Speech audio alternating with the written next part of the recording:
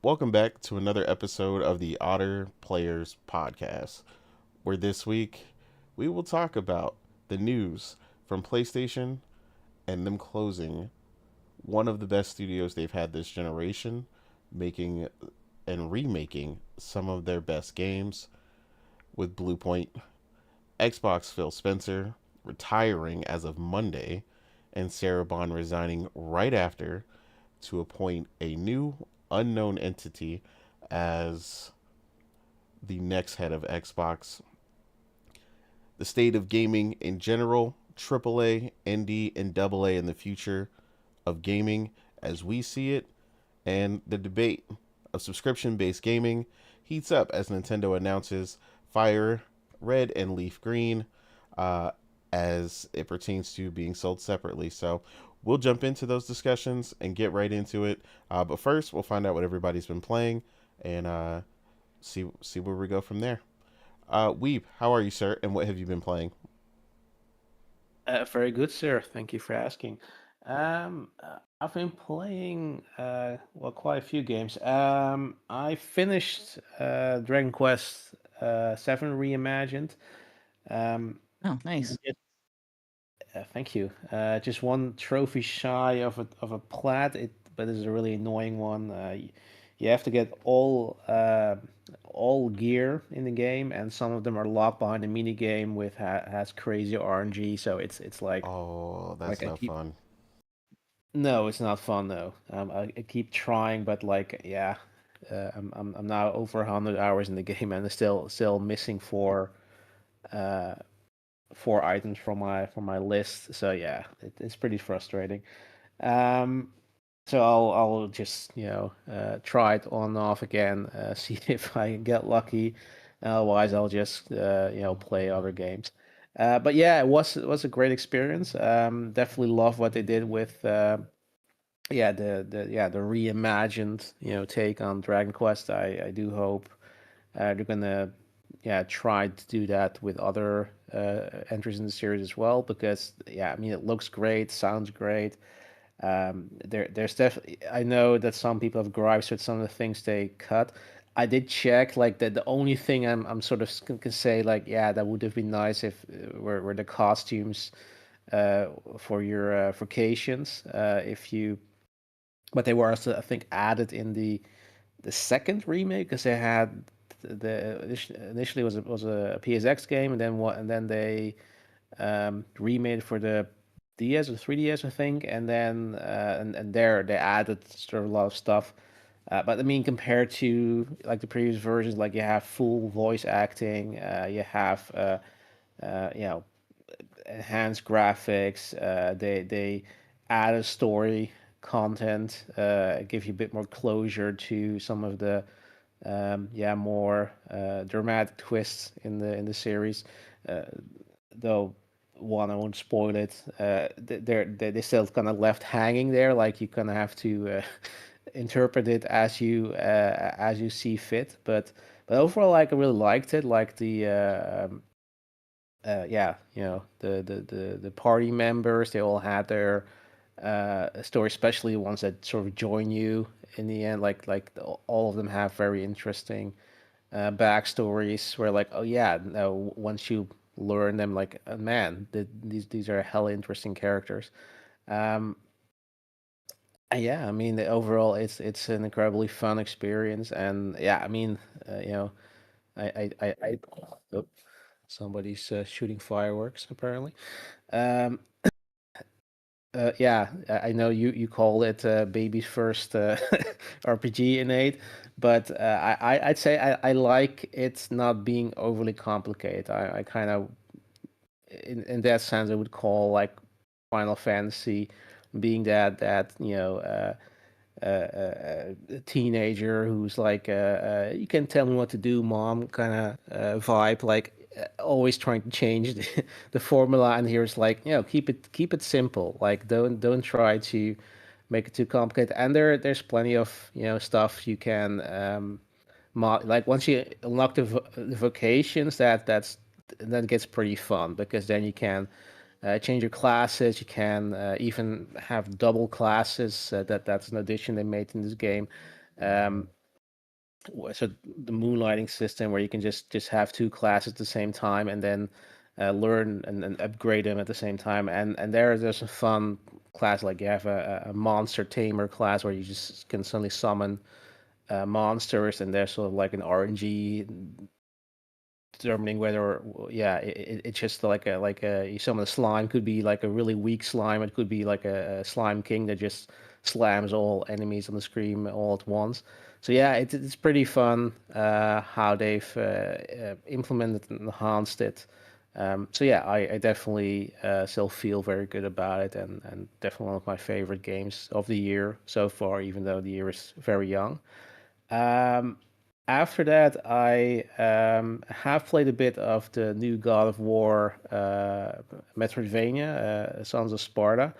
Um, haven't gotten that far yet.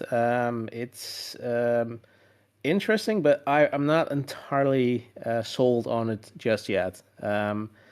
It's I like sort of seeing this part of Kratos that we haven't seen before, and it's also constantly being narrated by yeah, the T.C. Carson, the OG Kratos. Like he's sort of telling the story of his childhood to his daughter, which if you know what happens, kind of sad. But um, yeah, it is sort of in one sense a pretty standard Metroidvania. In another sense, it does carry some of the God of War elements. You have yeah, I know Omar would love that, a parry system, so you can block, and you time your block, you can parry attacks. And yeah, you do have to be pretty on your toes because enemies can come at you really fast, and you take a ton of damage if you're not careful. Um, but yeah, so far not really challenging just yet. Like I did not dive for any bosses just yet. So, but yeah, I haven't been gotten that far yet. Um, Also finally played the Pragmata demo. Definitely liked it. Immediately went ahead and pre-ordered the game because I was still kind of waiting for the demo and see what my impressions were. But yeah, I think like all of you, my um, yeah, my any apprehension I might have had disappeared instantly because the combination of yeah, shooting and hacking like works incredibly smoothly.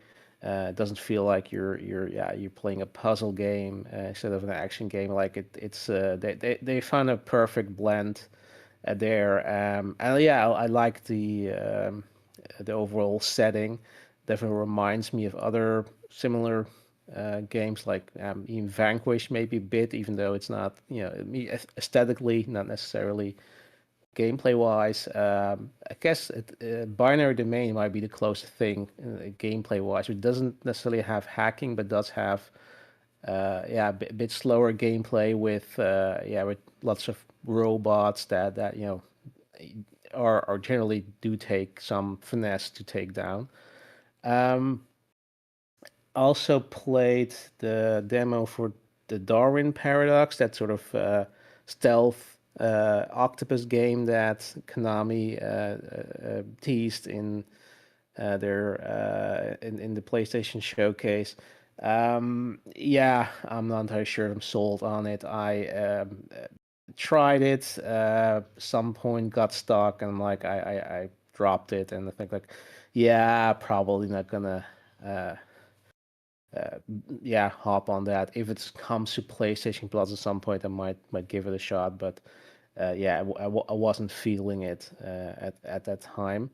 Um, Also played the Replace demo on Steam Deck, which is pretty good. Like the impression I had was definitely something I want to play more of. It's sort of a very gorgeous pixel art combination with I think there's underneath probably some 3D graphics. You have some the lighting is pretty impressive. You can sort of move to the background or foreground at certain sections, and yet the combat is pretty cool. You can it's basically melee combat, but you have a gun, and but you can't really shoot willy nilly. You do have to use your finishers, or yeah, the time when you see an enemy, yeah, pointing their gun at you, either shoot them to disrupt him, or dodge and try to quickly take them down before they interrupt your flow. But yeah, I mean, it was a short demo, but it was definitely interesting. So I hope that it indeed they have delayed the game. I hope that it indeed comes out in April, and then yeah, definitely will hop onto it. And also played the it's called something something 13 something X Photo, the lesbian night simulator. Um, Yeah. yeah, I'm not entirely sure about that one yet. Admittedly it wasn't optimized for Steam Deck, so it did um yeah, I did have to tweak the graphics a bit to actually get it to run smoothly. But it was I don't know. The gameplay was a bit simple in a sense, like not challenging. It can like you I mean, I died a few times because the enemies hit, like if you get hit a couple of times you're dead. But it is like they basically just have the same moves, and you're yeah, it's essentially just dodge or block, or and just attack when they're have their guard down. That's it. Like, it's not very um, complex. Again, it's a demo. I don't know, what the full game's going to be, but yeah, I know. I think this game might be more interesting for the story, I suppose, than yeah, actually playing it. Can't believe I said that, but yeah. So I'm not sure if I'm gonna hop on that. I'll wait until they yeah, the reviews drop, and if there's anything compelling enough in that game that might want me make me to play the game. Um, and you're thinking play another demo. No, I think that's it. But I have picked up um, Romeo the Dead Man. Finally, yeah, was waiting to play it, and yeah, it doesn't disappoint. I mean, it's a Suda 51 game, so it's crazy, makes no sense. Like, they're yeah, it instantly drop you in sort of they give you like a boatload of exposition, like in comic book style. Like, oh yeah, that all happened like in the time that you were turned into yeah, a dead man. And yeah, so just catch up and just roll with it. And like, I love this sort of blend with animation styles and gameplay styles. Like, one moment you're fighting zombies with your sword and your gun, and then you're on your ship, and it's only like a pixel art adventure. Um, and yeah, I mean, with all these yeah, insane characters. Like, they're somehow I was talking to a nurse, and somehow it turned into sort of a dating sim where I had to answer 100 questions correctly to actually complete it and get a trophy out of it. Um, Yeah, I mean, I love the craziness of Suda 51. Of Grasshopper Entertainment. So yeah, I mean, I don't know that there. I know that not everybody liked it, but this is kind of the thing. Like, you know what you're gonna get into. Like, if you're a Suda 51 fan, you know what you're gonna get into, and you know you're gonna love it. And if you're not, if this is not your cup of tea, yeah, you might not like it. Yeah, sure. It's not supposed to be for everyone. He's in that sense an author. He does what he does best, and people love him for it. It's the same way, Kojima has some detractors who don't like his games. Yeah, sure. If that's not your cup of tea, then yeah, don't partake. Don't try to um, yeah, I say don't play it, or don't review it, or whatever. You know. So yeah, I mean, but yeah, I absolutely love it so far. Definitely gonna I think finish this one first before I play anything else. Yeah, that's what we've been playing. Cool. Morgan, how are you, ma'am? And what have you been playing? Basically nothing compared to fucking Weeb, since he decided to play his whole damn backlog this week. Um, well, me and Innate, we beat and platinum to Reanimal. Great game, really enjoyed it. Tracer Studios is very talented when it comes to the co-op horror genre, and they didn't disappoint. Little Nightmares 3 was a little bit of a for me, and I kind of figured that, once we Reanimal came out, that would be what I was looking for from Little Nightmares, and I was right. Just a really, really great gory game, the twisted, uh just gross type of storytelling that Tracer Studios always brings. Very gory, very beautiful at times. I took like tons of screenshots. Just the world that they always build is just always stunning, even though it's like disgusting half the time. And you play as like two siblings, brother and sister, who are essentially like rescuing um other orphans on this weird island that you're on. I kind of figure I know what the story's about, but honestly, telling it would be a spoiler because you really, really don't understand the whole thing until like the end. Um, but yeah, it was a great game. Like, I just love how it's always that like they're like the kings of storytelling via just the world. um the symbolism with all the different types of weird characters that you run into, the different uh grotesque versions of different animals that chase you and haunt you and try to kill you. um yeah, the tension was definitely there, definitely a few jump scares. I was definitely just like on the edge of my seat the entire time. But the actual gameplay, the platforming, the traversal, it was all very fun. I enjoyed it immensely. And it didn't take too long. I think it took us like 6 hours to do everything, and then like by the end, we had like two trophies left to get that were really easy because there's like a chapter select you can go back. So yeah, it wasn't too long, but it was definitely worth the time. And then they're going to be releasing, at least if you got like the deluxe edition, there's going to be more future content, more story, more chapters to kind of answer some of the questions to the story. Like, there's still some stuff I'm kind of confused about, but I guess they're supposed to be giving more content to try to fill those questions. So I'm excited. I think they said that they're going to give content to like 2027. So I don't know how much in that time. Like, is it going to be like one or two chapters or three chapters or whatever? But I look forward to playing it. So I'm happy about that. And then, I'm still on Octopath Traveler Zero. I'm literally on the last fight.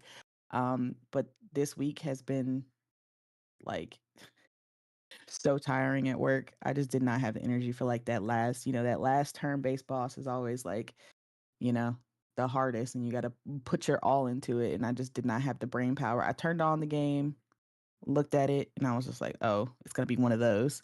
And I was just like, I don't have the energy for this right now. And I just turned it off. I was just like, I'm good. But hopefully today I'll be able to play since I literally just woke up right before the podcast. So like I slept like 12, 13 hours. Um, so maybe I'll have energy after this podcast to finish the game. But yeah, I was just not feeling it this week. I was like, I Damn, can't. you I were don't. in a I coma. don't. I don't have the brain power. I just been working a lot this week, so been too tired. But hopefully I'll be able to do that today. But yeah, I'm done. Cool. Uh, Omar, how are you, sir? And what have you been playing? Yeah, I'm fine. Survived life, so there's that. And for the gaming aspect, I been on Metrovania binging streak. As you know, I bought the cable for the SSD, but turned out placing it in the PC is a more complicated stuff than I imagined at first. So that's why I haven't started with High on Life 2 yet because I don't have paid for it. But I am absolutely gonna go either today, tonight, or tomorrow. Play that SSD so I can start High on Life 2. I'm so excited for that game. On the Metroidvania that I played, each one of them is unique in their own way. It's just one Metroidvania literally got my game broken at the final boss. I was not even able to see it, so sucks for that. I did enjoy the concept though. Your color in the entire world is stolen, and you need to get it back. And the art is phenomenal. When you first see the final boss, which they show you at the very beginning of the game, his design, the visuals, it's something to behold. Not gonna lie. Um, Other one I played is basically you're a mushroom and trying to revive the mushroom race. It's a little fun in the game, Metrovania. I I just wish companies would test their stuff. Like they tell you to to do something in a tutorial and it doesn't even work out. Like I legit don't comprehend how companies don't test their stuff. There is no way people didn't see that one coming. I'm frustrated because I truly enjoy the game, but it's just companies test your stuff, hire people. Game testers exist for a reason. And lastly, I just started a new game, also Metroidvania. I'm enjoying what I'm playing so far. What I love about this one, it mixes Metroidvania with um, time loop and also roguelike. Not per se roguelike, but more like of a time loop. So basically, you're doing the same exact same game, but with a twist every time you get to a new area, which I am loving. But outside of that, yeah, no, that's it. Metroidvania's been ruling my life for now. All right, cool. Um, yeah. As for me, like Morgan said, we played in Platinum Reanimal. Um, Enjoyed that. That was fun. Um, then I did get to play a little bit more, but not a lot of Dragon Quest Seven Reimagined. Because pretty much throughout the week, I've been playing Fire Emblem Path of Radiance on for the Nintendo Switch online, the GameCube, um, via the Switch 2. So I've been playing that a lot lately. That was one of the few Fire Emblems I never got to complete. So, um, as most of you know that have followed us for a while, I'm a huge Fire Emblem fan. So it's something that I wanted to complete and kind of get through. Um, and then honestly, I feel like I've been back and forth with like a ton of stuff um, lately. I did. Um, what was the other thing? I've been messing with so many different games. Like there's so much stuff that's come out that it's like hard for me to like stick to any one thing because there's a lot going on. And then I've been bolstering my emulation stuff just to make sure I have uh, certain titles. Like emulation is not very big for me. I know some people, they act like they gotta have the whole Library of Congress when they do emulation. I do not want a ton of games. I do not want to play. Uh, but I did go ahead and back up the entire Pokemon catalog, um, just to make sure I had it. I'm sure it's somewhere in one of these other drives, but I wanted to make sure I had it currently. Got caught up playing some of that, of course, because you're not just gonna, put the catalog on there and not get started. So I did start playing Pokemon Platinum recently, and it's as fun as I remember. The DS specifically wasn't really a thing for me. So until 3DS, I always thought the DS was ugly, so I skipped pretty much a lot of that generation of Pokemon, um, unless I bought them later for my 3DS. But yeah, if you look up the prices for those things right now, you can see they're astronomical. They're through the roof. So um, yeah, being able to go back and play those and enjoy Pokemon as I liked it, uh, rather than whatever the hell Pokemon ZA was. Yeah, yeah, I'd like my Pokemon back. That'd be great. So Game Freak, hopefully you don't mess up. Whatever this upcoming one is. And then I also started and kind of messed around with Metal Eden, um, which came out a while back. It's like honestly a very PC centric to me. I think it did come out on other platforms, but it's definitely one of those type of titles where it's a high paced fast shooter, where it benefits from me getting that 165 FPS, mouse and keyboard. You know, really getting to pull those skills out and go crazy. So yeah, there was that as well. I'm sure there's like five other things I probably been messing with. Like I don't know. I just been. I also hate when I'm like this. Like options are great, but it's annoying when you're not just dialed in on something to completion. Um, and you just want to because you're waiting for that mainline game to hit. Probably probably the time that'll really pull me in on something and have me settle down is definitely Resident Evil 9.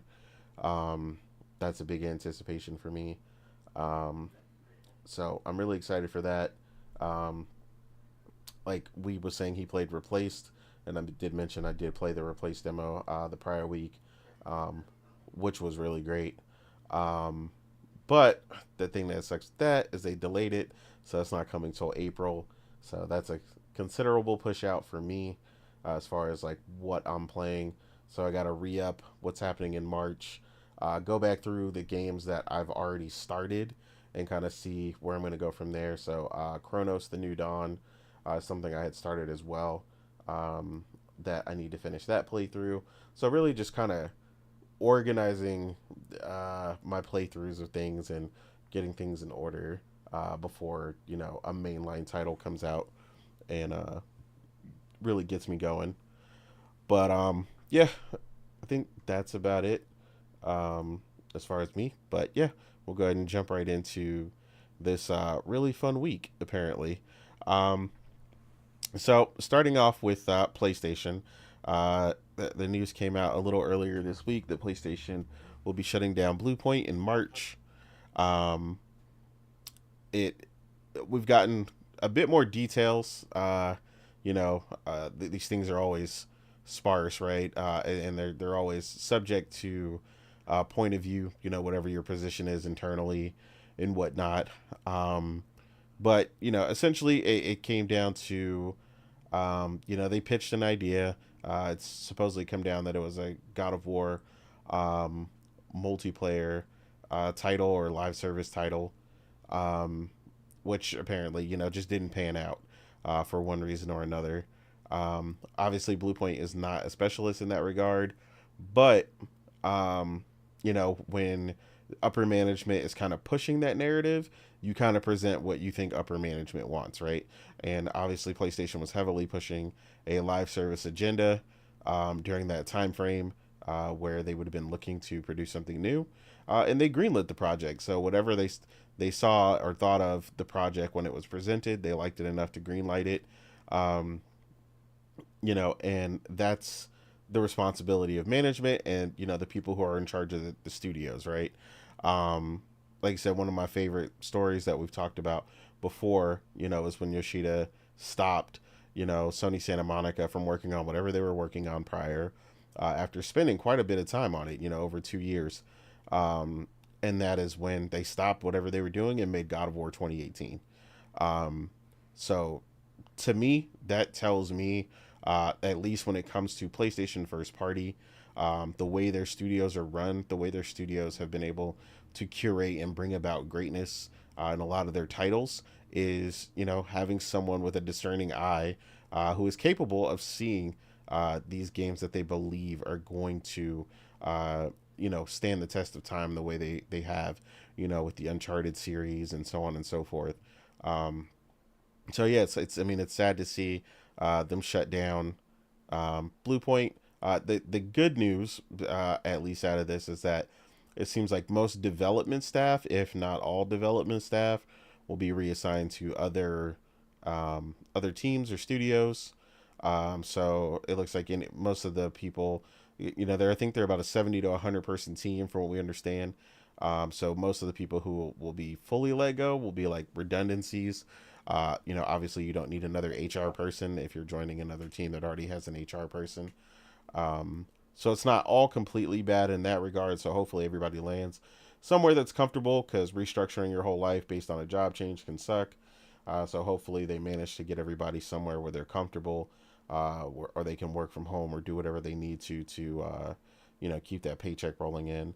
Um, but yeah, it's just a string of uh, you know issues going on overall with PlayStation for myself. Um, and a lot of the vocal community, and their failings with this live service push, and it's caused a ton of issues. um like I said, the, Blue Point wouldn't have been the only team not to produce an original title this generation. Obviously Bend was also working Sony Bend was also working on a multi-platform title, or a multi live service title rather, which was also canceled, which means they will not launch a title, most likely before the end of this generation. Um, and as it looks like right now, Naughty Dog will launch exactly one title this generation. So, yeah, PlayStation management has definitely made some big missteps in regards to managing studio cadence, in production in some of these regards. And they've gotten away with it, right? Because your competition literally doesn't exist anymore. Let's be real, Xbox is not a competition anymore. So they don't have that pressure on them to produce and get it out the mud the way they did during the PlayStation 3 generation.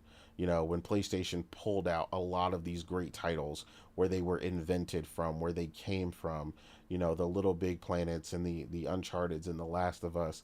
PlayStation was really digging for the absolute best ideas at one point, and they knew they had to perform. They were getting beat. You gotta give me a reason to get a PlayStation. Right now, they don't even really have to, and you're kind of seeing the results of that, right? They're trying a bunch of things, without, seems like, really the care and consideration they normally do. Obviously, there's been a lot of restructuring, a lot of changes in management, and so on. And I think they definitely need to evaluate who's in certain positions, and who's really has what it takes to make sure PlayStation keeps producing some of the best titles, right? Um, because even though your competition is struggling right now, doesn't mean they always will. It does, you don't have any idea who else is on the come up. So hopefully we'll kind of see what happens with PlayStation. But yeah, I mean, I know they're happy with their financials and stuff right now. So I don't know. It's kind of a weird spot, right? PlayStation is doing very well from a financial standpoint. Obviously, they're securing all the games because they're the top platform by far when it comes to the high end console market. Um, but at the same time, um, first party is just not producing the way that they definitely should. Not all of them, at least. Some studios are perfectly fine. Insomniac is out here, looking like a Atlas lifting the world right now. This generation. Um, but yeah, I don't know. Like I said, not a good look, not the best look. Hopefully they get it under control, and get some things back. I did hear one thing which I found interesting. This was on Brap's show, and I've heard this statement before. You know, where it feels like PlayStation has this weird scarcity going on internally, where they feel like they must get a live service title or two or three, to feel like they have some semblance of control about what the top played games are on their platform. And I just don't think that's ever going to happen. I think people are really overestimating, or really, I should say, underestimating the way some of the titles that are in those top spots work. Like, like FIFA or whatever, or FC as it is now, you're talking about something like the World Cup and stuff, like soccer, football, whatever you want to call it, is one of the most popular sports on the planet by far. People play those games in droves. So unless you are going to make one of those games, you're not going to take that spot. Call of Duty is killing itself right now. Um, and then you have NBA 2K, which is literally the only game in town for the NBA. Like, you're just not going to get any of these titles to stick in that specific way, right? And then if you're going anyway like Fortnite or the battle royale circuit, well, that's uh, pretty saturated as well. So unless you're coming out with a new idea, you're not going to really usurp or pull one of these titles off their crown. At least not that easily. So I think it's also overstated that how badly they need this. Because as long as you are securing um, your position and making sure people want to purchase your console and that you are a leading console, like, you won't have a problem securing these titles and making sure you're securing those funds, right? Like, NBA 2K is not going to stop coming out on PlayStation tomorrow. Like, so I don't understand that fear about not having the quote unquote lack of control over the top games or needing that live service title. Now, if you really got a genuinely good idea, that's one thing, right? And that's fine. Um, but yeah, just I don't see that underlying fear being as bad as it was. I get it initially when they thought they'd lose Call of Duty. There was that big thing going on. Um, but yeah, that's not happening. Not even close. So yeah, that to me, that scarcity is gone. That's removed. I get that you don't want to be in that position again, but people have been trying to verse Call of Duty for over a decade now. It's obviously not just going to happen overnight, and it's a very lightning in a bottle situation. So yeah, tread carefully as far as that goes. I think PlayStation should do what they're good at and focus on that. And I think that'll continue to drive business their way, which is focusing on great single player, narrative driven games that only they can make. We've had this discussion with Square Enix, same thing, trying to do a bunch of things that they're not good at, doing a bunch of things that people don't want from them, instead of focusing on what they're good at. You want, I don't understand this as a thing with companies where they start doing things that they believe, trying to do things outside of the norm for the company, when it's like people come to you for that specific thing. If you make an amazing set of leather wallets or something, like, I don't know, and your leather wallets are the best in the world, I don't want you to come to you for something else. I want to come to you for those amazing leather wallets. Keep making those. Um, but yeah, I've gone on about the topic enough.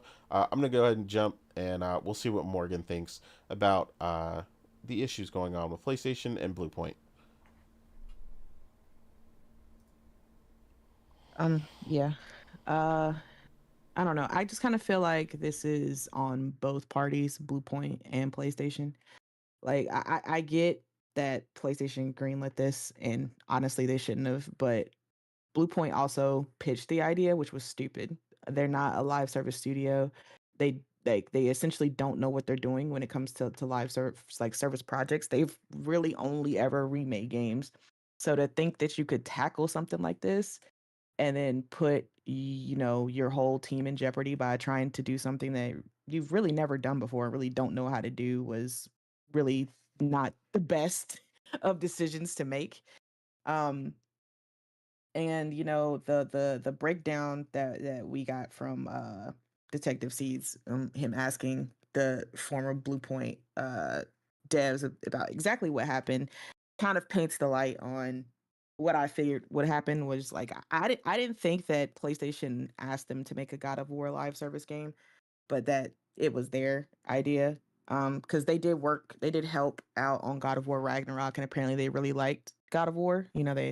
After they worked on it for so long, they were really interested in the IP, and And obviously PlayStation was on the live service push. They were like, well, if we want to do something with it, let's pitch a God of War live service game. And I'm just rolling my eyes at that idea because why? And after the failure of Concord, supposedly PlayStation was cracking down on meeting certain times and expectations for deadlines for live service games, and Bluepoint kept falling behind on those deadlines. So eventually they just said, forget it, and they canceled it. And supposedly Bluepoint had pitched them ever since the canceled God of War live service game. Bluepoint has tried to pitch other ideas to PlayStation, and PlayStation kept saying no. Um, I don't really know what those IPs were. They said they were a single player IP, so they tried to go back to what they know how to do. And I guess by that point, PlayStation was just like, you spent way too much time on this other stuff, and the projects that you're trying to get greenlit are not going to make any money. So they were probably just like, we just need to cut our losses. Um, it's a shame because I am a fan of Bluepoint. I didn't try Demon Souls Day One because I'm not a Souls fan, but I did end up getting it later down the line. Played a little bit of it. Still not a Souls fan, but it was a nice game, pretty game. Um, I did buy the Uncharted collection that they made, the God of War remaster that they made. Love both of those. Like Shadow of the Colossus remaster, which was fucking goated. Um, yeah, it's a shame because they were a really great studio, but I think PlayStation is just looking at it like, remakes are great and they give us, some money, but they don't really give us the money that we're looking for. I know people are upset and they're like, man, but what about, all those IPs that PlayStation has sitting on the shelf that are like really not making any money for PlayStation? But we have to remember that the only people that really want those IPs are the hardcore. And even of the hardcore, probably it would only be a small percentage that would actually buy some of these IPs. Like most of the new PlayStation players, the majority are casual. They don't have any kind of feeling towards Jack and Dexter or like Sly Cooper or any of the other like older IPs that, SOCOM, whatever, that people want to come back. And it will probably cost more for PlayStation to make it than they would get back in, revenue. You have to spend years basically reinventing the gameplay because the gameplay wouldn't work in today's standards. People would be like, people would not like it unless it was a remaster. Because if you're remaking it, you'd have to update it to today's standards because nobody would want to play the games like that. So you'd be reinventing the gameplay, spending money on that, and then trying to market it to people who don't care about those IPs. Like, I don't know. I honestly think that the initial project that they should have greenlit should have been a new IP. They should have tried like, hey, we would like to make a single player game for you guys. We because it's clear that they didn't really want to make remakes anymore, or at least not. They didn't want that to be their legacy. They wanted to kind of try something different. Um, and I think they should have started with the single player route. Like just to jump into live service was really stupid. But at the end of the day, PlayStation's in charge, and this whole live service brigade that they've been on has been anything, nothing less than like terrible.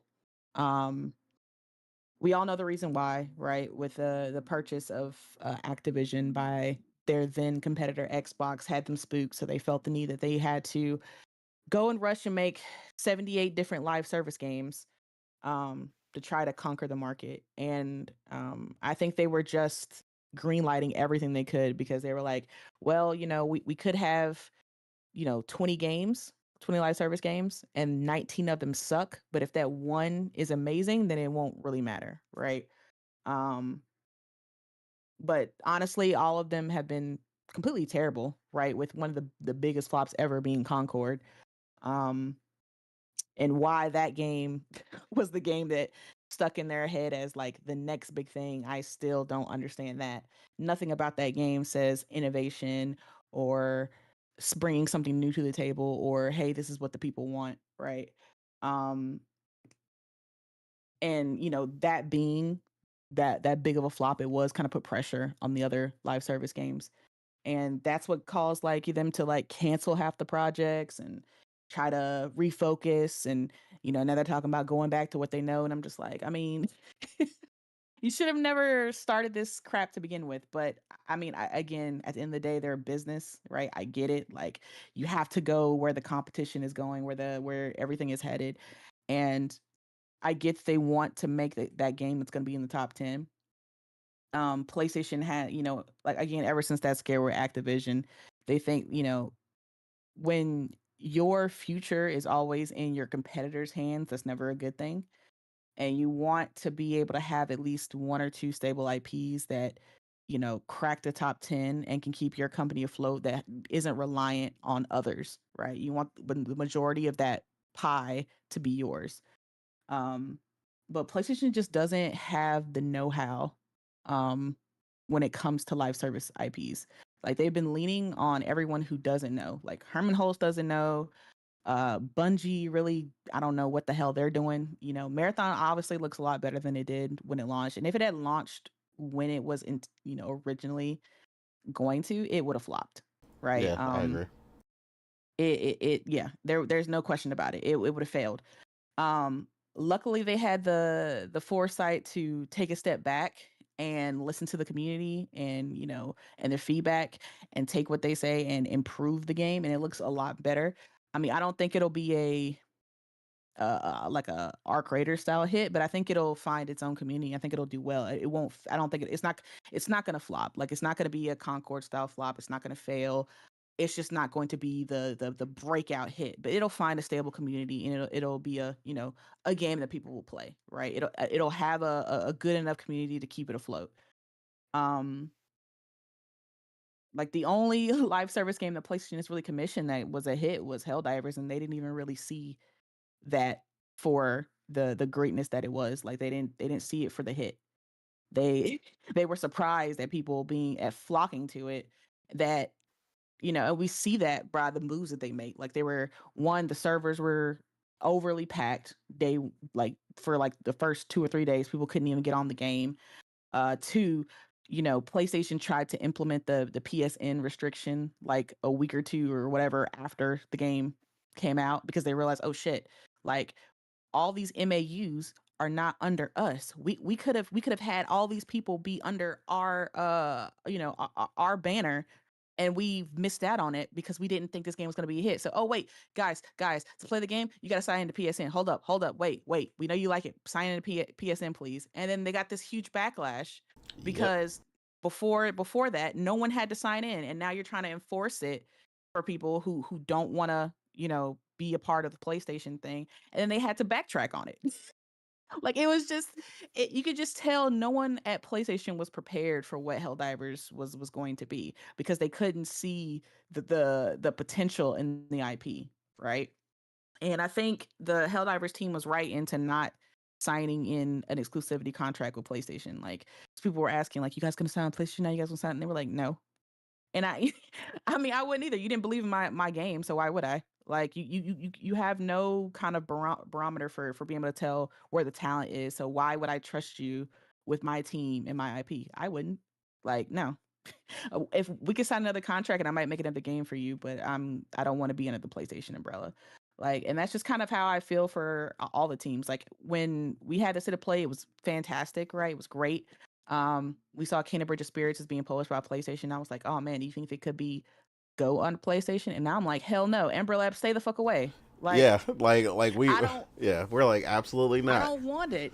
I don't, like, hell no, because I don't want PlayStation to come in and being like, well, we really enjoyed Kingdom Bridge of Spirits, and we love this sequel that you've made, but we'd really like for the canon universe to be expanded to a live service game. Maybe you could, like, hit people with the rots or something. It's just like PlayStation would just try to get them to just not necessarily force them, but kind of like the underhanded, like, it would be kind of cool if we do have kind of a live service thing going on. So if you want to get your next project greenlit, it might be cool if you decide to do a multiplayer-esque type. I don't want that. Like, they have a specific skill that they bring to the table for Ember Labs specifically. And I don't want that change because PlayStation wants everybody to be having a multiplayer that makes them some fucking money. So I'm like, you know what, Ember, like, stay away.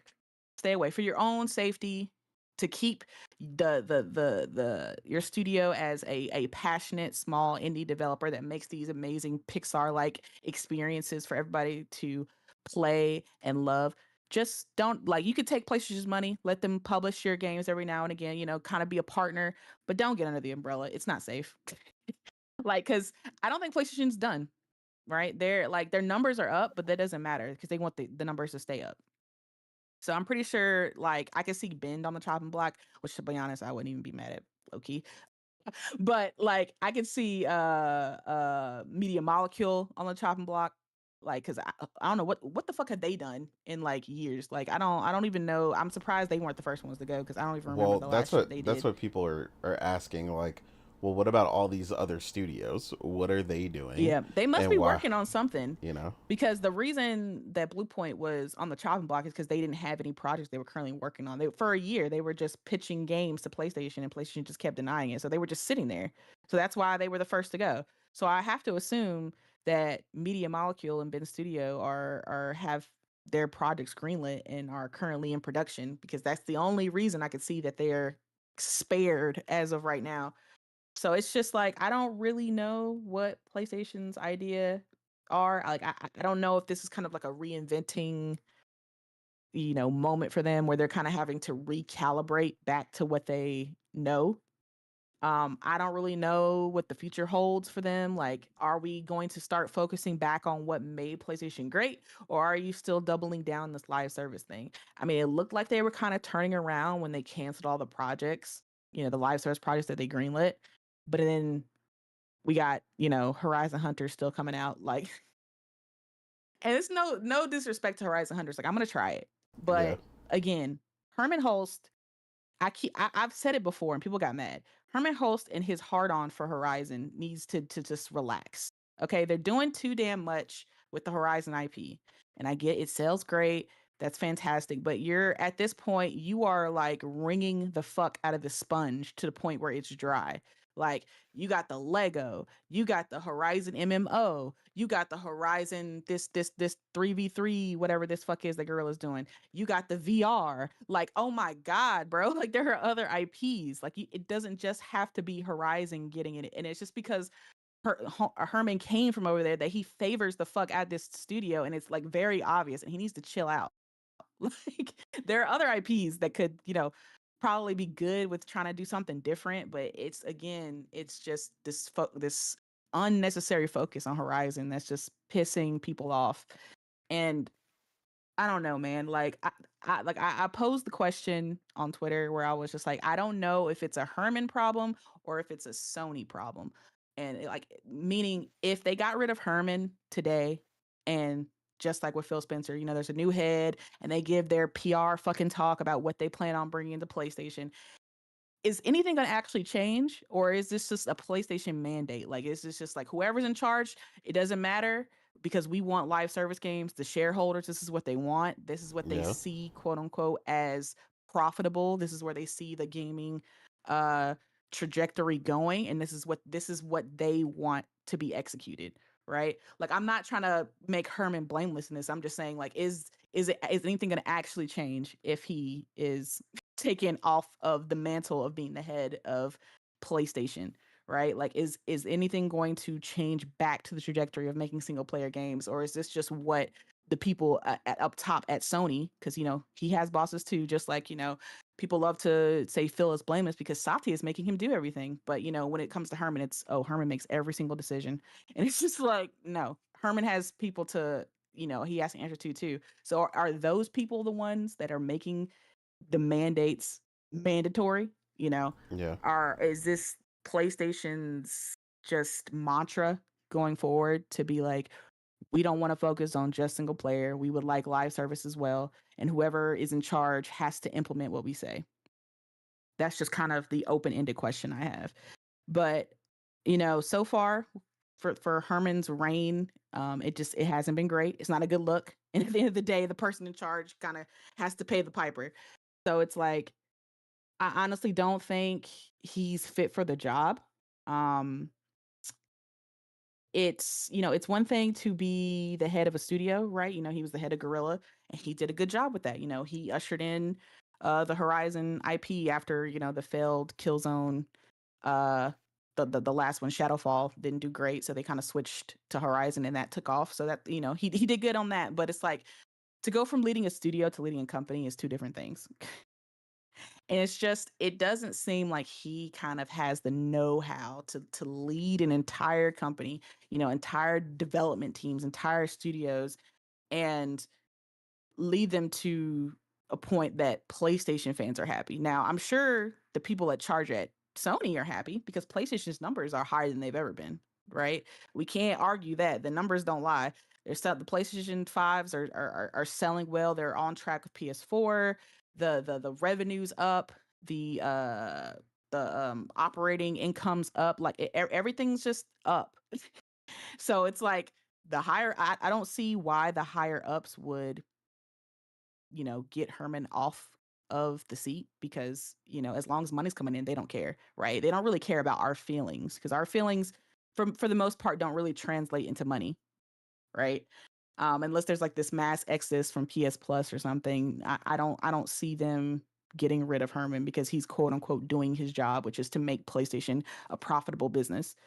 um but it's just the fans that are suffering, the hardcore fans that want PlayStation to be the PlayStation that we know, the place for narrative based games that, like Nate said, no one else can do. And we're still getting those, right? We're still, we still have a bunch of those. We got Horizon, we got Ragnarok, we got Spider-Man 2, we had Miles Morales. We've gotten a bunch of games. We're getting Soros, Wolverine, Kana. We're getting, they're still delivering those games, but it's just like, how many more of those games could we have gotten if this live service initiative wasn't a thing, right? I mean, and they just talked about the famous one with Naughty Dog, right? Having to make that live service game that ultimately got canned. And now, we're gonna get Interstellar possibly at the end of PS5. I mean, it could be a launch title, from which is the way they're crazy. right. It could be a launch title for PS6 with the way they're supposedly not meeting deadlines with the internal deadlines for certain metrics of the game. So it's just like, I don't really know. I don't really know what the future holds for PlayStation. Like, again, I don't they're not going anywhere because the business is healthy, but I'm talking about as far as the morale of the fan base. Yeah, It's it's just like very defeated. you don't want to get in that point where you have healthy financials and bad morale. Like, it's not, Hmm. because it eventually Yeah. flips on you, Yeah. and or they're both turn into a double negative, and then that's when it's bad.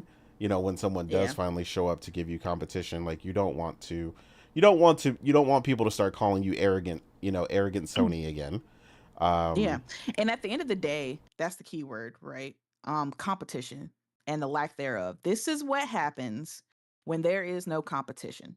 Okay. Sony is just chilling on a fucking beach with a cocktail, feet up, don't have not giving a fuck, because their only competition bowed the fuck out. Xbox got into a position where they had the IP, right? They had Activision and they had Bethesda, these two huge publishers and their umbrella of IPs under them, right? And there was a moment, right? 2022, a moment where they could have used all of their power and become essentially like the 360 on steroids again, right? Where they could have had all these IPs and gone exclusive. Like, the only thing I guess they would have kept multiplayer would be Call of Duty, because it would just be stupid to keep that off of PlayStation. yeah, But everything else exclusive, it would have like it would have been a storm against PlayStation. Okay, and it was that moment. it would have worked. I It knew would have people worked. I knew people that were immediately going out and buying Xboxes because they thought that the only place to play Bethesda's next titles were going to be on an Xbox. I was one of those people, like, when they purchased the studio that makes Hellblade, Ninja Hmm. Theory. I was like, oh shit. And then they announced Fable. I said, oh shit. I got to get an Xbox. Like, but they kept, obviously they kept delaying it and delaying it. So I was like, Mm-hmm. I'm not getting one Yeah, you were until, like, they let make an me announcement. wait. Yeah, Yeah. you did the It's like, smart thing. I'm not getting one for it just to sit there and collect dust until Hellblade comes out. I was like, when they announced the date and everything like that, okay, cool. I'm gonna go out and get my Xbox. But then they were just like, oh wait, but you can play it via the cloud. You don't even GeForce Now. You can play it 4K 60. You don't even have to get a box. I said, oh, word. Oh, it's just 4 games now. Oh, okay, you could try all these games, that are coming to the PlayStation 5. Don't worry, guys, just an experiment. Oh, word. Oh, wait. Okay, so wait, where everything is coming, guys. It's for the best multi-plat strategy. Everything's coming, and I was just like, oh, well, I did the smart thing. I waited, and boom, now I don't have to get an Xbox. And that's the problem, right?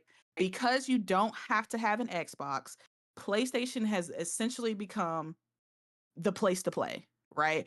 And on top of that, they're cheaper than a damn Xbox. You can get a PlayStation right now for like $350 or $400 versus like a $600 Series X or whatever. So it's Yep. like they've It's literally become the default choice. the de facto, yeah, they've become the de facto console where everything is available. Their competition has bowed out and given literally all of their IP to PlayStation. So what's the point anymore? They're like, oh fuck it, we can just do what the fuck we want. We don't have. There's no rush. There's none of that fear. There's none of that adrenaline. Like, oh my god, we have to be the best because what else are people gonna pick? It's just us. And if the next generation is what we think it is, where it's a PS6, the traditional console, a little, more powerful than the PS5, but still a traditional console. And then Xbox is this PC slash console hybrid that'll be like at the baseline 1,000 to $1,200. PlayStation's gonna dominate even more because they're gonna be the only console that's at a retail price that consumers, are used to, right? The Yep. normal console price, right? So it's gonna be even of a more egregious line between PlayStation and Xbox where it'll be like, you know, PlayStation's outselling Xbox 4 or 5 to 1, right? And it's gonna get even worse. You know what I'm saying? So it's like because of this lack of competition, PlayStation doesn't feel this heat to kind of push and innovate like they did during the PS4 because the PS4 era was PlayStation's redemption era after the PS3, right? The PS3 just didn't hit the way they wanted to after the success of the PS2. Like again, it's like a bump for PlayStation. It's like the bell curve, right? Like they were at their high with PS2, man, selling the most consoles anybody's ever sold, and then they were big on themselves, and they thought their shit smelled like roses, and then they came out with the PS3 where it was more expensive, harder for devs to develop for. It was kind of a hard for third parties to kind of get into, and then here comes the 360 with this that was cheaper, easier to develop for. People wanted this more, and it caused the 360 to kind of be the de facto console. So PlayStation was like, oh shit, they came out with the PS4.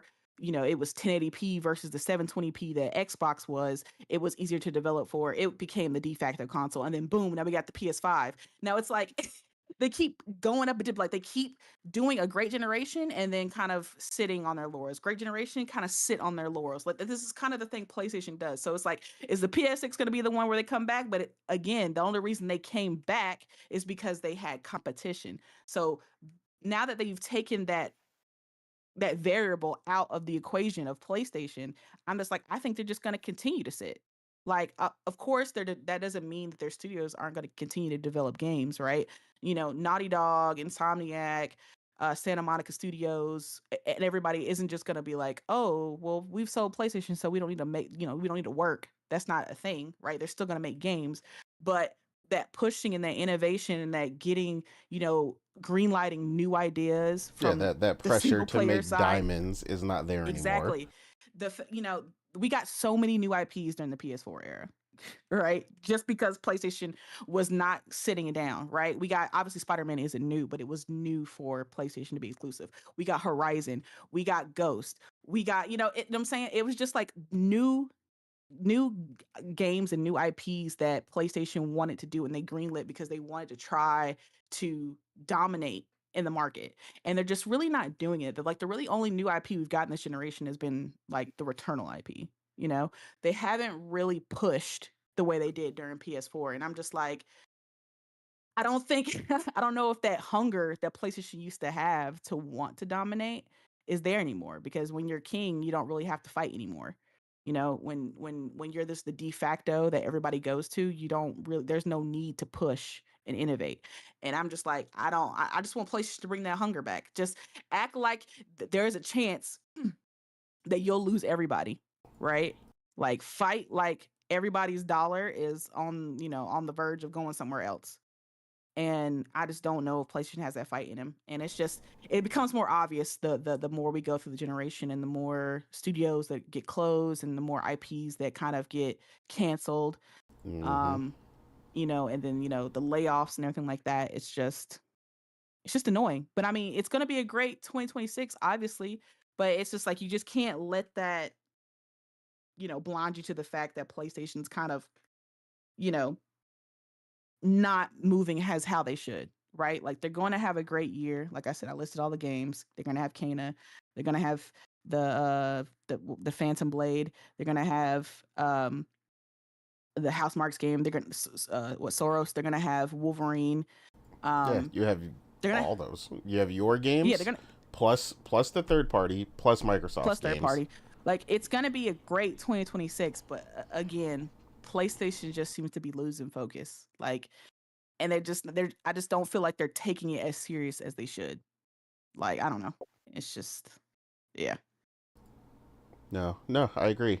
Um, yeah, Fruit Tree. It's my first time seeing them in here. But yeah, I mean that's a good question, right? They asked, based on the current thinking of Microsoft, what is expected about pricing? Games should get higher or lower in pricing, especially on sales, as well for available games.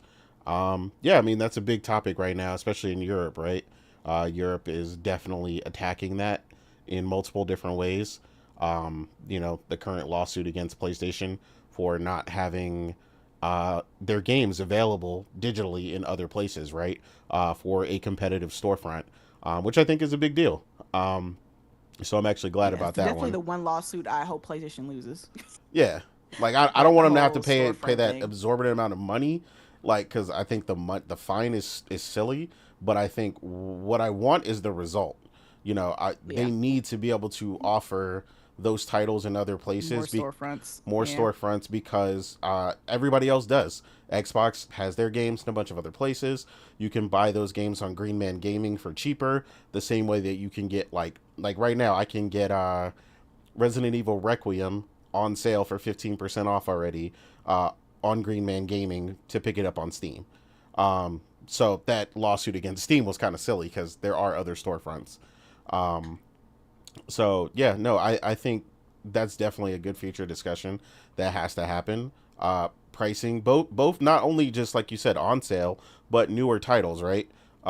We've seen a plethora of titles come out that have done phenomenal at the $50, $29, price range, and then they are much more successful than they were ever anticipated to be because a lot more people are willing to spend $50 instead of $60 or 30 or 26.99. I don't know, that's been like a random one I've seen lately. 26.99 has gone crazy for a bunch of titles recently. At the indie and more double A level. So I definitely think uh going forward that's something that a lot of studios really, really, really need to consider. What exactly should this upcoming title be priced at? And giving, an opportunity to some of the, potential smaller projects and not even really smaller in scope, right? Like we talked about before, the Expedition 33's,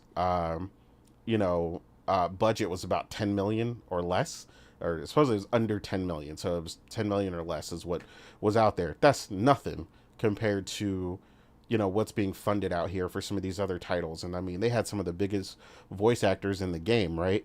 On top of that. So I definitely think, a lot of studios definitely need to consider pricing.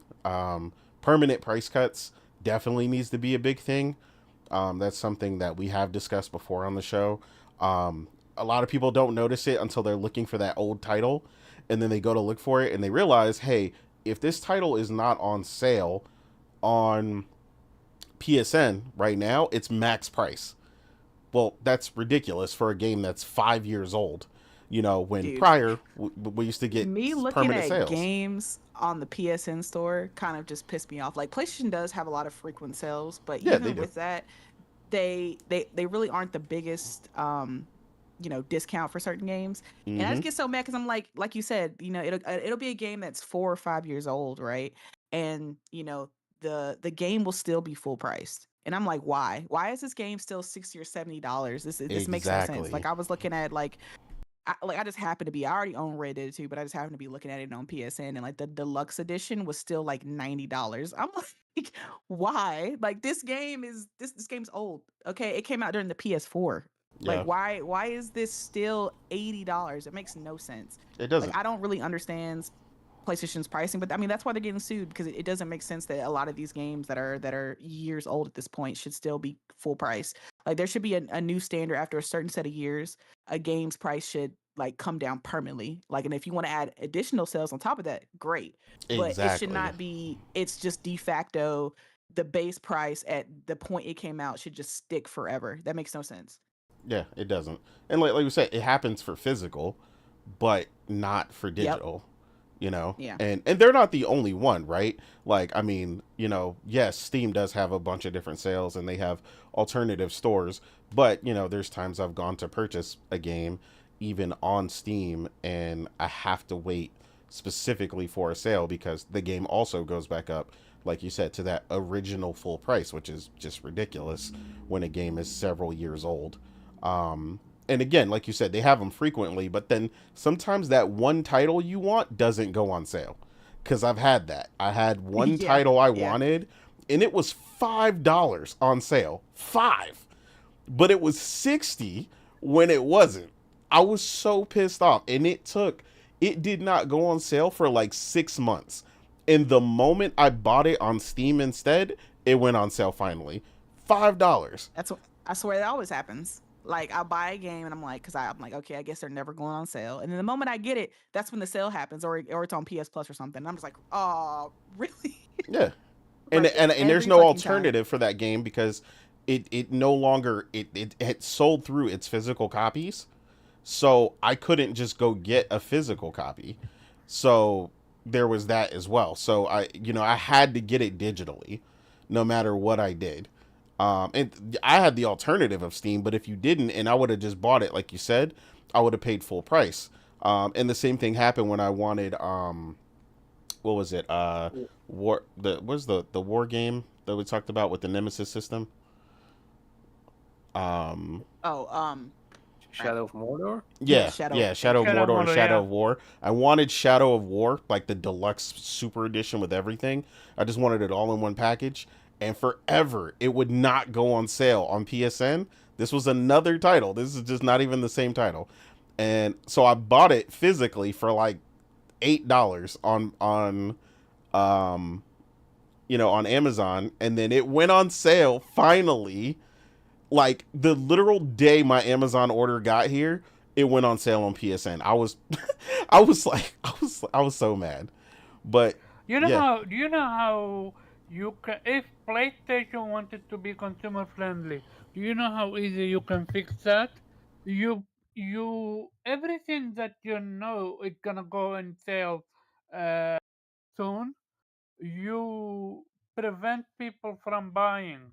You let them know this game is gonna be on sale soon. Don't buy it now. Like you can absolutely do that, but they're not gonna I do know that. there are some cases of people who have bought games that either went on sale or went on PSN the next day and PlayStation refunded them, but I think that's kind of rare. You probably have to like really, get a good customer service rep that day. Yeah, like But that's I so know scarce in I know between. Xbox does that though, I think. Like if you get a game that the day or two before it goes on sale or it comes to Game Pass, they will refund you. But yeah, PlayStation needs to get on that shit. Like there's just so much stuff that like just consumer friendly stuff that I just want. Like for one, why the hell is there not an ability to gift games? Like I don't Oh understand yeah, that. I That's don't. free I thought money. Okay, they made okay, one. okay. Wait, I lied. I do understand it, but I don't what I don't understand it from a technical point because it's something with the way they built the back end of PSN and it's a mess. But I don't understand why it hasn't been a huge deal to fix it. Is what I don't Yeah. understand.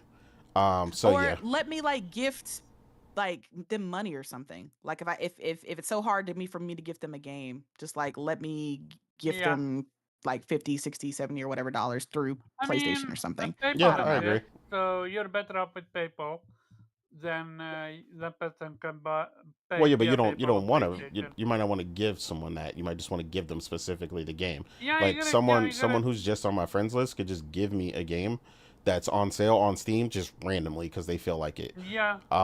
With the stipulation, I do agree. I do like the stipulation that Steam you must be friends for like at least a week before you can gift someone a game. So in order to prevent if someone's account got like hacked or something, they can't just like friend Okay. themselves. That person can't friend themselves and then gift them a bunch of games off of your account. So that is a careful point that definitely needs to be implemented if that is a The thing. the problem with PlayStation, and I have seen it firsthand, they create something and they forget about it. Taking point, trophies. Why can't I alphabet my games to look up a certain game? I literally need to scroll all the way down to look Yeah. for the game. Like, I do hate that. Like we should be able to search our trophies. I don't know Yeah, why that's not I an don't. implementation. Yeah, I'm not sure why why that's am not. like then this been what 8 years? I don't know how long PlayStation been having trophies It's open. it's like October 2008 or something like that because Like I have a exact trophies from November 2008. like where are the actual gamers and developers that like okay look guys, I, I know we put all our time and energy in creating trophies, but we should make looking for your game in a trophy setting uh what you call it friendly Well, what we're talking about like is quality of life changes, which we yeah, normally apply to games, but these are quality of yeah, life changes exactly, that need to pertain to the like actual systems in place on PSN and PlayStation yeah, itself. like PlayStation, like another thing, PlayStation. Right now, I have a glitch where everything I have on my wish list have zero screen. So I don't know which one is I wish listed. I don't know which one is cheap now. Oh, you mean on your PS5? Yeah, Yeah, that's the thing and for me too. the I only don't I thing don't is, to yeah, I solve have the it same thing. is to check it via your app. Yeah, I can't you can't look at your wish list I'm on like PS5 for some reason. I don't know why. Like at like least for me PlayStation, and Elmar. Wait, like what? PlayStation. Yeah, Yeah, so try basically, to if pull up your you wish list on your PS5 and see if it yeah, so works. yeah, look, which play, yeah, I'm pretty sure I can do that, so that's kind of crazy. I had a Yeah. brain freeze. Yeah, the only place I can look at my wish list now is on the app. I'm Like I can't a see it on my What? PS5. yeah. Yeah. Do you want me to send you a picture of my PlayStation? I mean, Oh, Hero said me too. I believe Okay, you. it Okay, must have been so something that happened during like an okay, update or something. yeah, it must have broken or something because Okay, I've but definitely looked it up. get this, it's broken. Why the fuck is nobody paying attention to it? Like, who does PlayStation hire? Yeah, Hero said it's been a problem for him for 7 months. Yeah, I think it's been that long Seven for me months. too. Oh my I god. thought I was like, hey, I thought maybe my PlayStation wasn't just loading in or something, or it was some Yeah, kind of internet trouble or I something. thought it's gonna load in, which is why I literally left it for a few. I'm not joking, few hours while I did some Bunch of stuff. AI code probably. Probably. Like it's So insane. Like I can't even again, look at it anymore. like this is not even about gaming, but like in the I sentence. can look at it on my dash screen on like the home screen with the little where Yeah, if you press on it, you can see it. But yeah, if you there, but I don't can't. press on it, you can't see Yeah, it. if you go to I'm the like, store and what's look the at the wish point list, it just won't. with your wish listing? If you and another thing that wishes I complained about and they fixed it. I complained about what you call it, the amount of police listing that you can do, which was only 50. Now it's over 100, 100. So good on them for that. Um, like they do a lot of bad and then sometimes good thing. But I don't have a VR too, so I can't comment on that. But I have seen a lot of people frustrated with VR too. Yeah, I don't know where their support is with that. They really haven't been I supporting VR. and and and this is not literally the first time. This is a little like VR one was the same story. So I'm like PlayStation. I truly believe PlayStation lost their will to compete because there is zero competition. I know you guys mentioned it, but I'm like, but we are still your audience. And to answer your question, Morgan, I don't think it's a Herman Health problem. I think it's a PlayStation problem because if you remember correctly, this whole PC PlayStation going to PC was never Herman Holt or Jim Ryan what you call it choice. Uh, Tornado wanted for it to happen. So by definition, everything that you're seeing is literally being dictated by the board, in my opinion. So PlayStation going to PC, this whole live service push, this is literally big beef looking at other companies making it, and they're like, "Oh, we can do that." Now, fucking let's begin. I'm so pissed about Bluepoint. I'm beyond pissed about Bluepoint, but not for the reason that you guys are not Zoom. So first of all, people like me, people like Nate, especially Nate, he's the one that broke it down to me. Explain how PlayStation developers are capable with single player, but live service is a totally different beast. They're not equipped to handle it. So, Nate, have you ever developed a game? I have assisted in developing an MMO before. Okay, so but you're still like say it's not like you're not a developer, but like you haven't created a big game. Let's Yeah, say no. Last of Us or something. Yeah, no. Okay, so how can someone like you understand and comprehend what PlayStation is missing? Like if we had someone like you at Bluepoint, you should have been the one to speak out. You should have went to the higher up and like explained like, dude, we are a remake slash remaster studio. We haven't even had our own game release yet.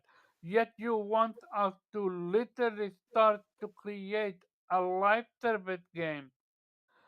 A, a genre that has been tried and failed at by multiple studios. A genre that have killed studios.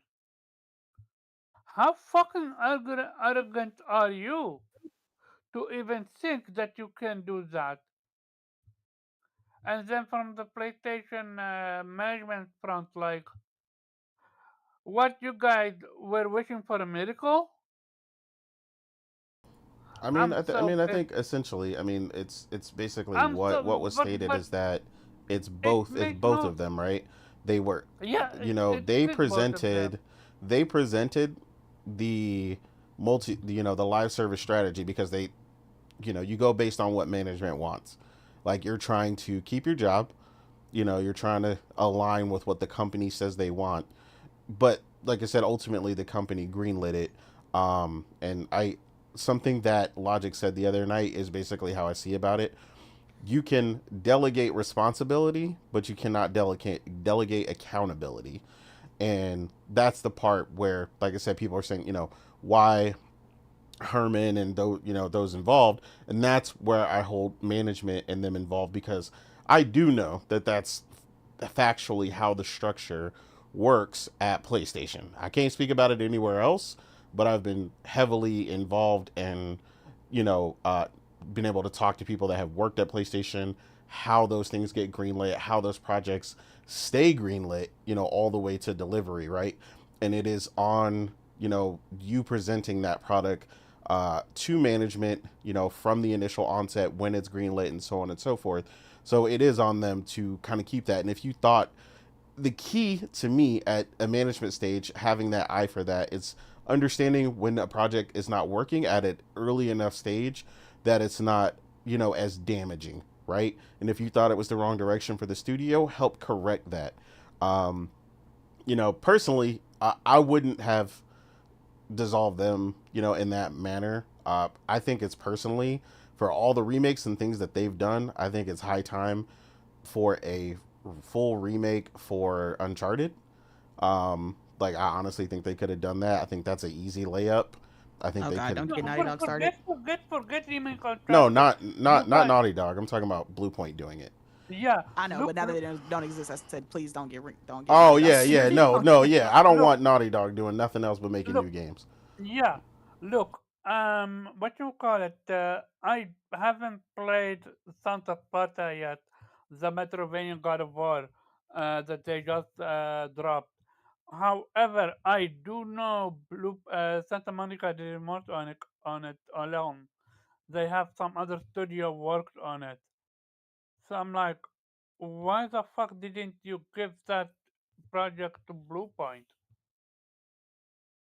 And before anyone tell me they don't have any experience with Metroidvania, it's at least million times less riskier than a live service game. Okay, you don't want to do Metroidvania? Okay, forget about it. So I saw this tweet from a person that I don't like because I believe he's fake. He was never played it to begin with. Um, but this tweet stuck like a sore thumb beyond belief. Uh, this person asked, "Do you like the video game The Legend of Dragoon?" The person that answered is, "I love The Legend of Dragoon. Perhaps it should be a project." Do you guys know who the person is? He is legit, and I had to look it up because I didn't believe it. The head of technology at Bluepoint Game. Yeah, I mean that's So, another project they San, definitely could have took so on. Sandfall was their which is just one studio was able to create what you call it, Expedition 33, which we know for a fact took some inspiration from what Legend of Dragoon. Yet PlayStation sits on the Legend of Dragoon IP and doesn't even attempt to do anything with it. Don't get me started on that Blue Point, what you call it, a tweet where they mention 10, 20 games in a single tweet, get people hoped up. Easiest thing, and I know it's a meme at this point. Bloodborne remake, remaster, anything Bloodborne related, people would have ate it up. See, I think there's some kind of contractual agreement with that. Like I don't think it's just a one-sided thing with But Bloodborne. I think PlayStation owns the IP. Yeah, I mean it's I not mean, yeah, but though. there's it's not black and white though. There's a lot of mitigating Yeah, factors with Bloodborne. I think that Yeah, there's but some with parts of it that obviously PlayStation does own. There's some IP restriction that's with another side. Like there, because there's just no way that it's just like PlayStation's just sitting on it because obviously that would be a money glitch to infinity. And even Shu was just like, I mean, like when he was asked about it, he was just like, I think there's something on the other side that's keeping PlayStation from making it. Like it wasn't just PlayStation doing I it, but the other way, the other thing I think I can think about is Kadokawa holding it hostage. well, it came out that There the is, creator didn't want anyone else touching the project, but they also didn't have any so, interest in returning to the but project. here is he making that uh, a game for Nintendo Switch too, which look eerily similar to Bloodborne. Yeah, Where the fuck is PlayStation in all of that? How the fuck can PlayStation look at that and see the reception that people have given to that game and then think, oh, where the fuck our Bloodborne to? I mean, the play. Kodakawa, You hey, got to I don't remember, think it's all the way up to them though. yeah, don't you own? it's not up to them in that entirely, and that you got to remember that we're talking about it's coming from being funded by Nintendo. Nintendo is also not new to the game. Like Nintendo is actually very good currently at securing, which people forget all the time. They always talk about PlayStation getting third party Unlike exclusives, but Nintendo is actually really good at it, and people just literally forget that they do it literally all the un, time. yeah, no, they are, but unlike Nintendo, PlayStation actually own what you call it Yes, they shares own parts of in it. Yes, Kodakawa.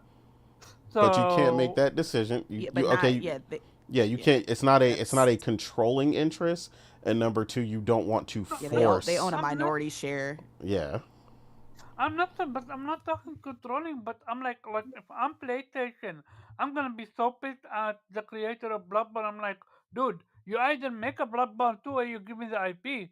End of story. I mean, that's not how business works, place. Why that's not how it works, bro. yeah, You're coming at it from a gamer's perspective, not a business perspective, and I'm coming. that's yes. just I'm not coming the at. same. I'm coming at it from PlayStation, and this Josh person said PlayStation doesn't dictate, doesn't refuse. What did he say? Because he ma- ja- he said that PlayStation uh, doesn't dictate what the company do, the studios do. I'm like, That was to what Morgan was saying earlier, not anything you were okay, saying. but no, we have heard information about not one, not two, not three, not four, but five projects being pitched to PlayStation, and they rejected all of them. So I'm like, so you've been telling me the studio been sitting doing nothing? Yeah, I You talking about understand. Bluepoint? Yeah, I understand it's closure, but what I don't understand is the management failing at Bluepoint, but also at PlayStation. It takes two to tango, and they both failed miserably. But I'm I legit don't know who to blame more, PlayStation or Bluepoint. I don't really Wow, care what people say. I'm blaming Herman Hulst till the death of me, because but it's not based on just this. It's based on other information that came out during Concord's development and the way that management handled that situation and suggestions that came up during development of that game. And basically, the way people were basically told to shut up and just make the game they were told to make. So yeah, and a lot of that was you can Herman's blame vision. Herman out, but So you also gotta give him his flower with the games that he did greenlit, like Kena 2. I'm pretty sure I either mean, him or I don't. Jim. That's not a first party title, so he wouldn't have greenlit that. He's over first party. Astrobot then, Astrobot, Wolverine, all these games. Wolverine was already going before he got in there, but I get. I'm not saying he's not doing something, but No, no, most of these studios are. but my Insomniac is a issue. big boy studio. Okay, They have what they need to do. My point but is, if I can, my point is you need to get everything in order, in regards to like that whole live service push and stuff. Like I get he's recovering from that, um, but going forward in the future, you need to get everything back on track to at least on par where you were with the PlayStation 4, at the I end of don't the think PlayStation I 4 don't think he generation. can. I don't think he can. I legit don't think he can. There is way too many variables for it to happen. Number one, Xbox don't is not a competition anymore. Number two, all these games, look, we're literally watching Fable is going to PlayStation day one. So zero fucking reason to wake out to get out of bed for him. I'm not joking. Like unless Nintendo next console is gonna rival the PlayStation 6, PlayStation is gonna be as complacent as ever, and it's proven. I will never forget the rumor that I now truly believe. We were waiting on the God of War Ragnarok reveal or trailer, and apparently they had that ready next to an actual gameplay of the game, and they were gonna reveal it at State of Play or something like that. But when they saw how low effort Xbox Showcase was, they chose to not reveal it. I'm like, so it's so frustrating. The PlayStation have that shit, but they don't want to showcase. It's like, why are you like when someone's down, you, you step on his throat because you're cutthroat because that's literally what created you. So all of a sudden, because the company is have given up, you're gonna give up as well. Yes, they have numbers, Morgan, but their numbers are literally from people migrating to PlayStation, from Xbox, from PC. I Because mean, that doesn't matter. Where they come from doesn't matter. The numbers are up is the only thing they care about. this is so frustrating beyond belief. What we could, like, I will never, I can't comprehend how you look at Sandfall, what they created with 33, and you have an IP called Legend of Dragoon, and you're like, "Here, I have no idea what to do with Bluepoint. Fire everyone." And I get it, not everyone is fired, they got absorbed, but I'm so, so fucking mad, so mad. I mean, hopefully that Let's means move. some of these teams will get the help they need, and we'll see what happens from By there. the way, I wanted Ember Lab to join PlayStation, but after today, like, nah, stay Yeah, away, I'd rather them stay independent. So stay away, stay independent, because PlayStation clearly doesn't value you. They've like, because even in meta perspective, all that game Bluepoint did phenomenal on meta critic. Yet it what you call it? It I mean, I get that, it but I didn't do count. understand No, if they weren't I if they were struggling to get something going for the last year or 8 months or whatever. That part I get, but I just don't. I think it's a failure, like Morgan said, on both sides. closing them is tone deaf, dude. Yeah, I mean, I You wouldn't have done it, how but do you But how are people this brain dead? You look at how people reacted to Microsoft closing Tango, and this is a far more beloved studio than Tango. And you look and you're like, oh yeah, you know what I'm gonna do? I'm gonna close them. Because I can go and get another vacation. Because that's what he's been tweeting all this time, Herman Holt. Vacation, vacation, vacation. I'm so mad. I'm legit mad. But let's move on. I got you. Weeb, any last comments here on the Blue Point closing before we move on? Yeah, it's sad to hear, of course. I mean, I do enjoy the Blue Point, yeah, remakes remastered. It is kind of the problem that they, yeah, didn't really have their own IP, and um, I mean, if they had something, they could fall back on that, and now they can't. And yeah, it was kind of stupid to pitch a God of War live service game. But I do agree with you, Nate, that yeah, I mean, if you see that like the boss wants live service, like it's the same now with AI. Like if you're working for Microsoft, yeah, you're Mm-hmm. not gonna tell your boss like I'm gonna work with AI. You're gonna come up with projects that involve AI because you know your Exactly. boss loves AI, right? Exactly.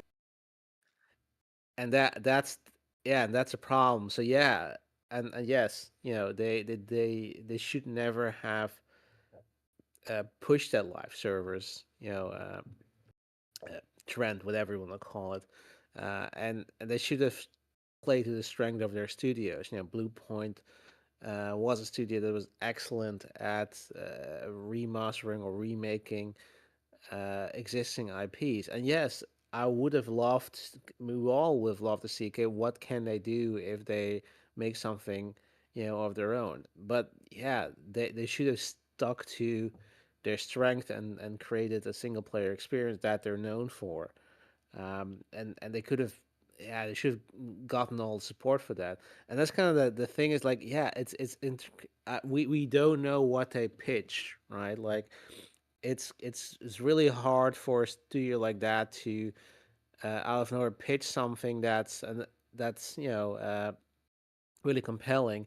And yeah, if you're gonna pitch older IPs that, like, yeah, imagine say, oh, why don't we remaster Jack and Dexter, as Morgan said, like, yeah, they were probably like, yeah, but like I don't they're not really seeing that that's gonna um, yeah, there's gonna be a lot of demand for it. As much as fans are saying like, yeah, we would love to see a new one or remaster or whatever. In the end, though, they also gonna do the math and see, okay, yeah, but you know, do we really think this is gonna sell well? Is that really what fans or people are really demanding or want the most right now? Um, yeah, they're put in a very unfortunate position that they had the tough luck that their project was canceled. They had not produced anything for a year. Nothing was greenlit, and this is the result. Like, yeah, again, from a business perspective, I understand the logic behind that, but also I don't agree. I think they should have given Bluepoint another chance. They should have assisted him or helped him or whatever. Um, it's quite unfortunate, and this is, yeah. I mean, it's not the first time that they close a studio. It won't be the last time. I expect I'm yeah. Ben, this probably is possibly, if their next if their game fails, or if their game gets canceled, then it's very likely Bend is going to be next. It's kind of the, yeah, if you're going to go on a buying spree, and now you're in a position where, yeah, your competitor is really not really competing, and you spend a lot of money on, yeah, live service project that did not pan out. Yeah, at some point you're indeed gonna have to cut costs, or don't have to, but they're gonna cut costs because that's predictable behavior. They want to meet their targets. They want to keep the numbers. Number has to go up. That's how it works. And yeah, if you're not delivering, if you're not one of their marquee studios, you don't have a massively valuable IP that you can work on.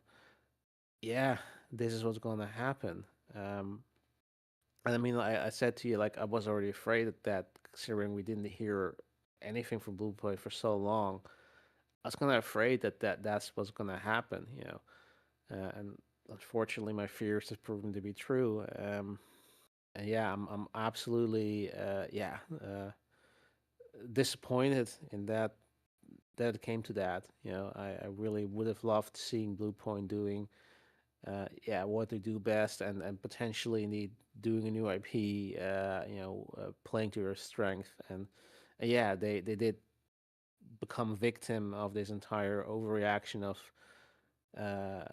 in one hand of Sony trying to you know I think the Activision deal definitely scared them, and also somehow convinced them that they're, I mean, and there's not necessarily the logic isn't wrong there, that they came to realize, like, yeah, we sort of assumed that Call of Duty would always be there.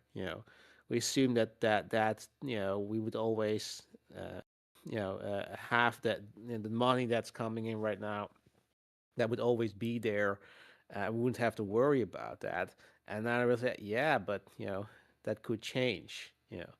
And I think that's sort of what made them think, okay, we need to bring that in a house. We need to have our own live service. You know, games that whether individually or collectively can bring in, can assure that same level of revenue coming in, even if Call of Duty disappears, or, and I mean, in some sense, if it becomes less popular, which is also has been proven true last year, that it can also disappoint, though I suppose there's always going to be ups and downs. I don't think Call of Duty is gonna go anywhere. um, yeah, I do hope that they're gonna come down from that high, in a sense. But yeah, the same way that everybody's going crazy with I think it's very hard to, once management has sort of set their minds to it, and everybody's kind of dependent on it. They're sort of made their bed, like their Mm-hmm. bonuses are tied to it. I mean, yeah, their entire, like, this is sort of their, their project, their thing. And if it does, and if they somehow have to admit, yeah, that it is a complete and utter failure, then yeah, that would probably mean they have to uh, tie a conclusion to that. Like, yeah, okay, we gotta go because our vision didn't work, so we're not not the right fit, for PlayStation at the moment. So yeah, that could potentially mean that some people like Herman and who are in charge right now, yeah, would have to go, because that's not the right fit anymore, the right strategy, the right vision for PlayStation. Um, and it is unfortunate in the sense that, yeah, I mean, he has headed a studio that has produced an incredible new IP, full on single player experience, that just shows, you know, this is what PlayStation is good at. This is what these studios are good at, and should be doing. Um, yeah, so I do hope that, yeah, hope is maybe the wrong word, but it again, like, this is sort of a shakeout, and I think there's going to be more. And I mean, like I said, like I said in the chat, like I'm not holding my breath for Haven Studios, Fair Games to be a success, um, Absolutely not. because no, and Game of the year, bro. What you mean? yeah, but fair. All jokes aside, fairly likely that season is gonna go next. When that game drops, nobody's playing it. They're gonna shutter it. The studio is gonna, like, I mean, I think Raymond, yeah, saw how the wind was blowing, and so, like, yeah, no, I'm out of here. Mm-hmm. And I think that's, yeah. And listen, I again, like, nobody's happy that in that case that anybody is losing their jobs or whatever. But like, in the overall picture, would be good. At least PlayStation's not, yeah, is readjusting its focus, like, in the same way that, with, like we said, with AI, like, it's not, the genie's out of the bottle. It's not going to disappear in the same way. PlayStation Service push is not gonna disappear because they had, some success. They're gonna keep on trying, but I think they've also learned to adjust their, um, yeah, adjust their expectations, like adjust the scope of it. Like, you can go full in. There is not necessarily a need for that anymore, because in the way Microsoft is going, in the way, uh, you know, yeah, they handled, the Activision acquisition. So I think there is, in the end, the urgency is probably less, and yeah, and they've realized, like, it's not gonna work if you're gonna go full in. Like, you can't, sort of throwing out the kid, yeah, the kid with the bathwater. Like you can't really expect studios to go all in with live service, and even if that's not playing to the strength, you need your single player experience, because despite the fact that they're massively expensive, they are to make. There's a huge risk if they fail, but generally those games make a lot of money. They pay their investment back in dividends. It's no different than making a big blockbuster Hollywood movie. Like, yeah, there's massive amount of money involved, and yeah, it can flop. But generally, these big studios, they have sort of a financing agreements that they're going to make sure that they can absorb that, and they you have hits from some studios that can help you absorb losses from other. That's the advantage, or should be the advantage, of being part of a big family of studios. Yeah, and unfortunately, we see that that yeah, leeway is not granted anymore to all studios, and Bluepoint has become a victim of that. So yeah, uh, absolutely sucks. Um, I again, I see where this is coming from. I see the sort of how it came to that. Don't agree Mm-hmm. with it, but it is what it is.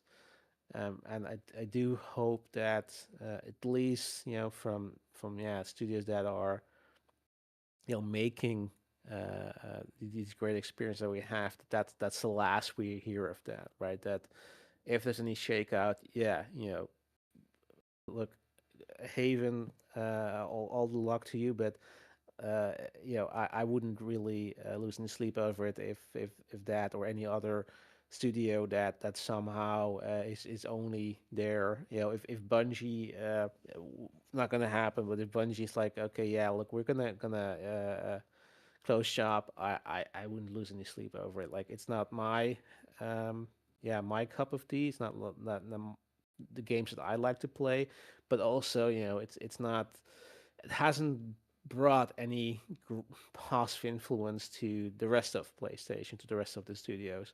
Yeah. Um, it has proven to be a distraction, and has had a cost, in terms of like with Bluepoint, that we're losing some studios that could have brought us some great experiences.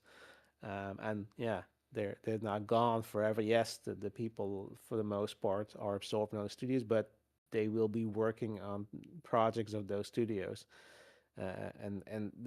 Yeah, I mean, the best you can hope is that maybe they some of these people might pitch an idea in those studios that somehow gets made into a game, or they have slightly more resources available, so a game comes out a bit sooner. But that's about it. So yeah, those are my thoughts. No doubt. Um, yeah. So I mean, like I said, we kind of have the ebb and flow and the idea. I think we all kind of agree. Like, we wish they would have handled the studio a little bit different. To me, management, good management or great management, would have gave them the line, early enough that this wasn't necessary. Presented some of those ideas that we even talked about from some of those IPs they had available to them. Like I said, the Uncharted, or like we said, Legend of Dragoon, and so on and so forth, and quite a few IPs. In fact, a lot of people are asking to bring back SOCOM, um, which a lot of people, funny enough, I find, forget that SOCOM actually had a really robust single player before that last foray into it being completely multiplayer. So I do find that funny when people talk about SOCOM. But yeah, I just think they had a lot of options, but those options are clearly off the table at this point. They're already closing the studio. But yeah, in other news, Xbox said, "Hold my beer." As per usual, when PlayStation announces something bad, they just gotta go way off the Richter scale. And we went from wondering when is Phil Spencer gonna retire to apparently it being Monday. which is crazy.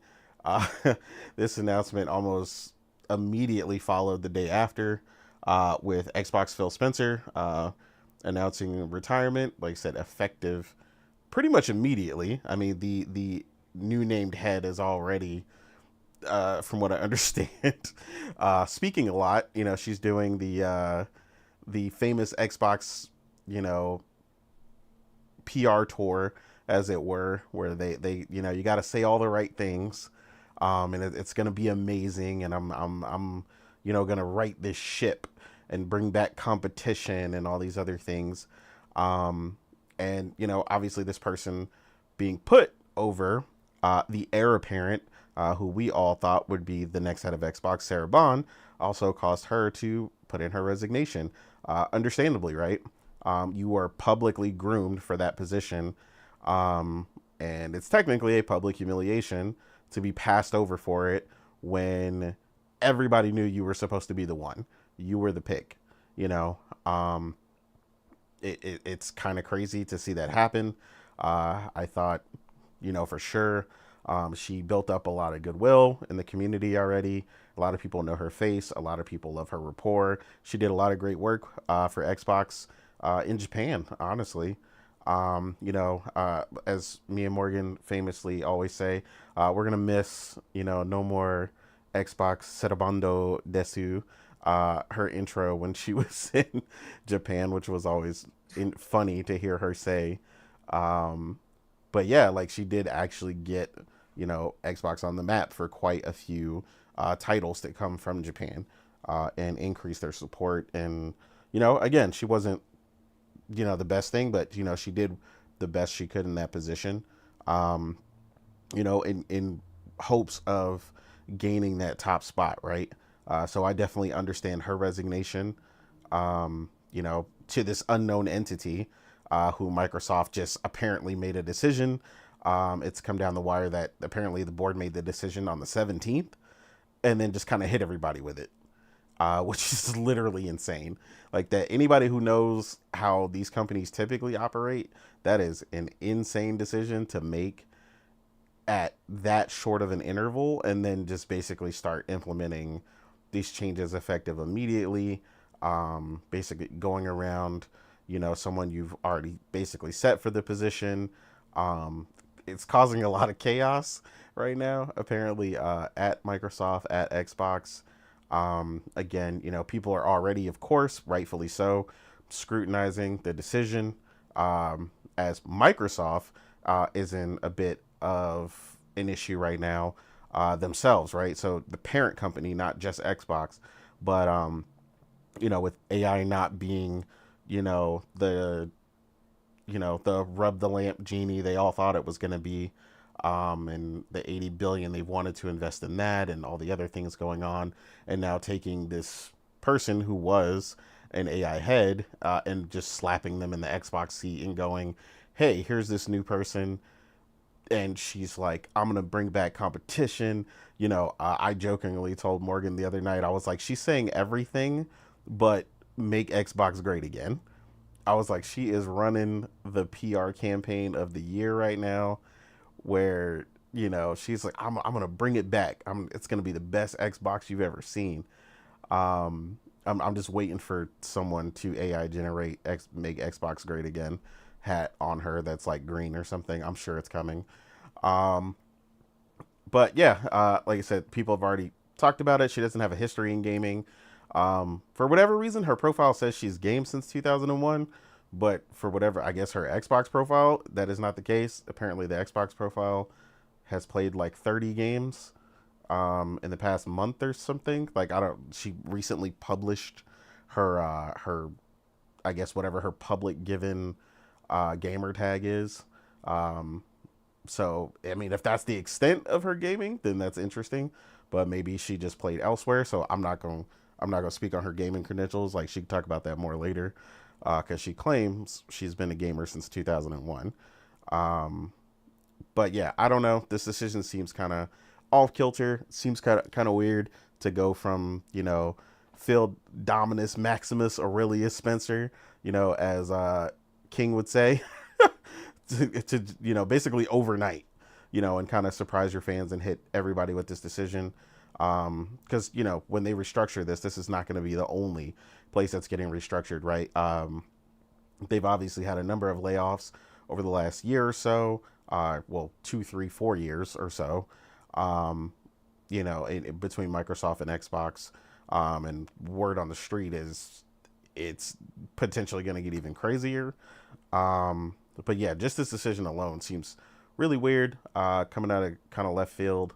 Um, and I know apparently she's been saying some more things, which I haven't seen everything, besides like, the initial PR speak of, I'm going to bring back the competition and it's going to be amazing and whatever. That's kind of why I put that image for the podcast itself. AI, and we're gonna do all this amazing stuff that's never been done before. But personally, me, like I said, that ship has sailed. To me, like I don't think they're not gonna be able to pull people back specifically into that ecosystem. Um, for a number of reasons. That's why I said that ship has just kind of sailed. Um, they're not gonna not go day one on PC. They're already going day one on PlayStation now at this point. Um, so again, I don't really see how you can entice me to come back unless you're confident that this next initiative from Xbox does something so unique that it's irresistible as the next console. The thing to draw me in, so to speak, right? Um, because someone like me and most people I know in the community, they're on PlayStation and they're fine where they're at, and they no longer need an Xbox, um, or they're on PlayStation and they're on PC, which means they definitely don't need one, um, and so on and so forth, right? So that kind of covers all the areas. So unless they're going to offer something unprecedented in this next offering, I'm not really sure where that confidence comes from her. But I'm interested to see. I definitely want PlayStation to have some competition. Um, like I said, I feel like they do better, much much better under pressure. Um, that whole throwing everything at the wall and see what sticks thing doesn't work for them. So hopefully they actually manage it. But I'm not gonna count them chickens before them eggs hatch. But I know Morgan, you said that you saw some more stuff that she was talking about. Um, just go ahead and jump in and.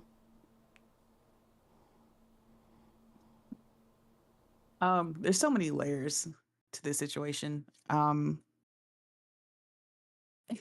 just start with Phil Spencer. Mm-hmm. Um, so he announced his retirement Friday, so yesterday.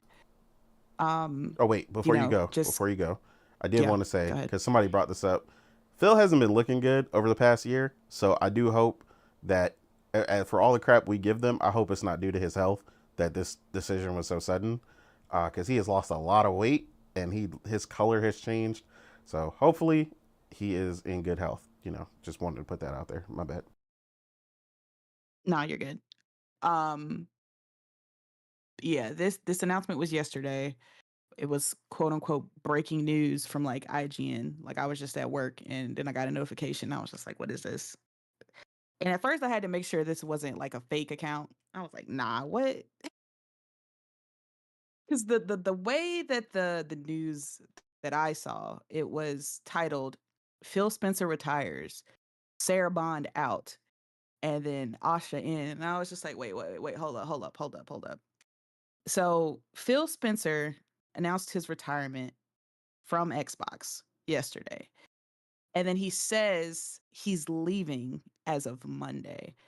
And I need people to understand how very weird this timetable is. Okay. Because when a CEO or a big executive of a company, usually the CEO, announces their retirement, especially one that's been there for years, right? And Phil has been a part of Xbox for decades, right? He hasn't always been the CEO of Xbox, but he's been a part of the company for a very long time.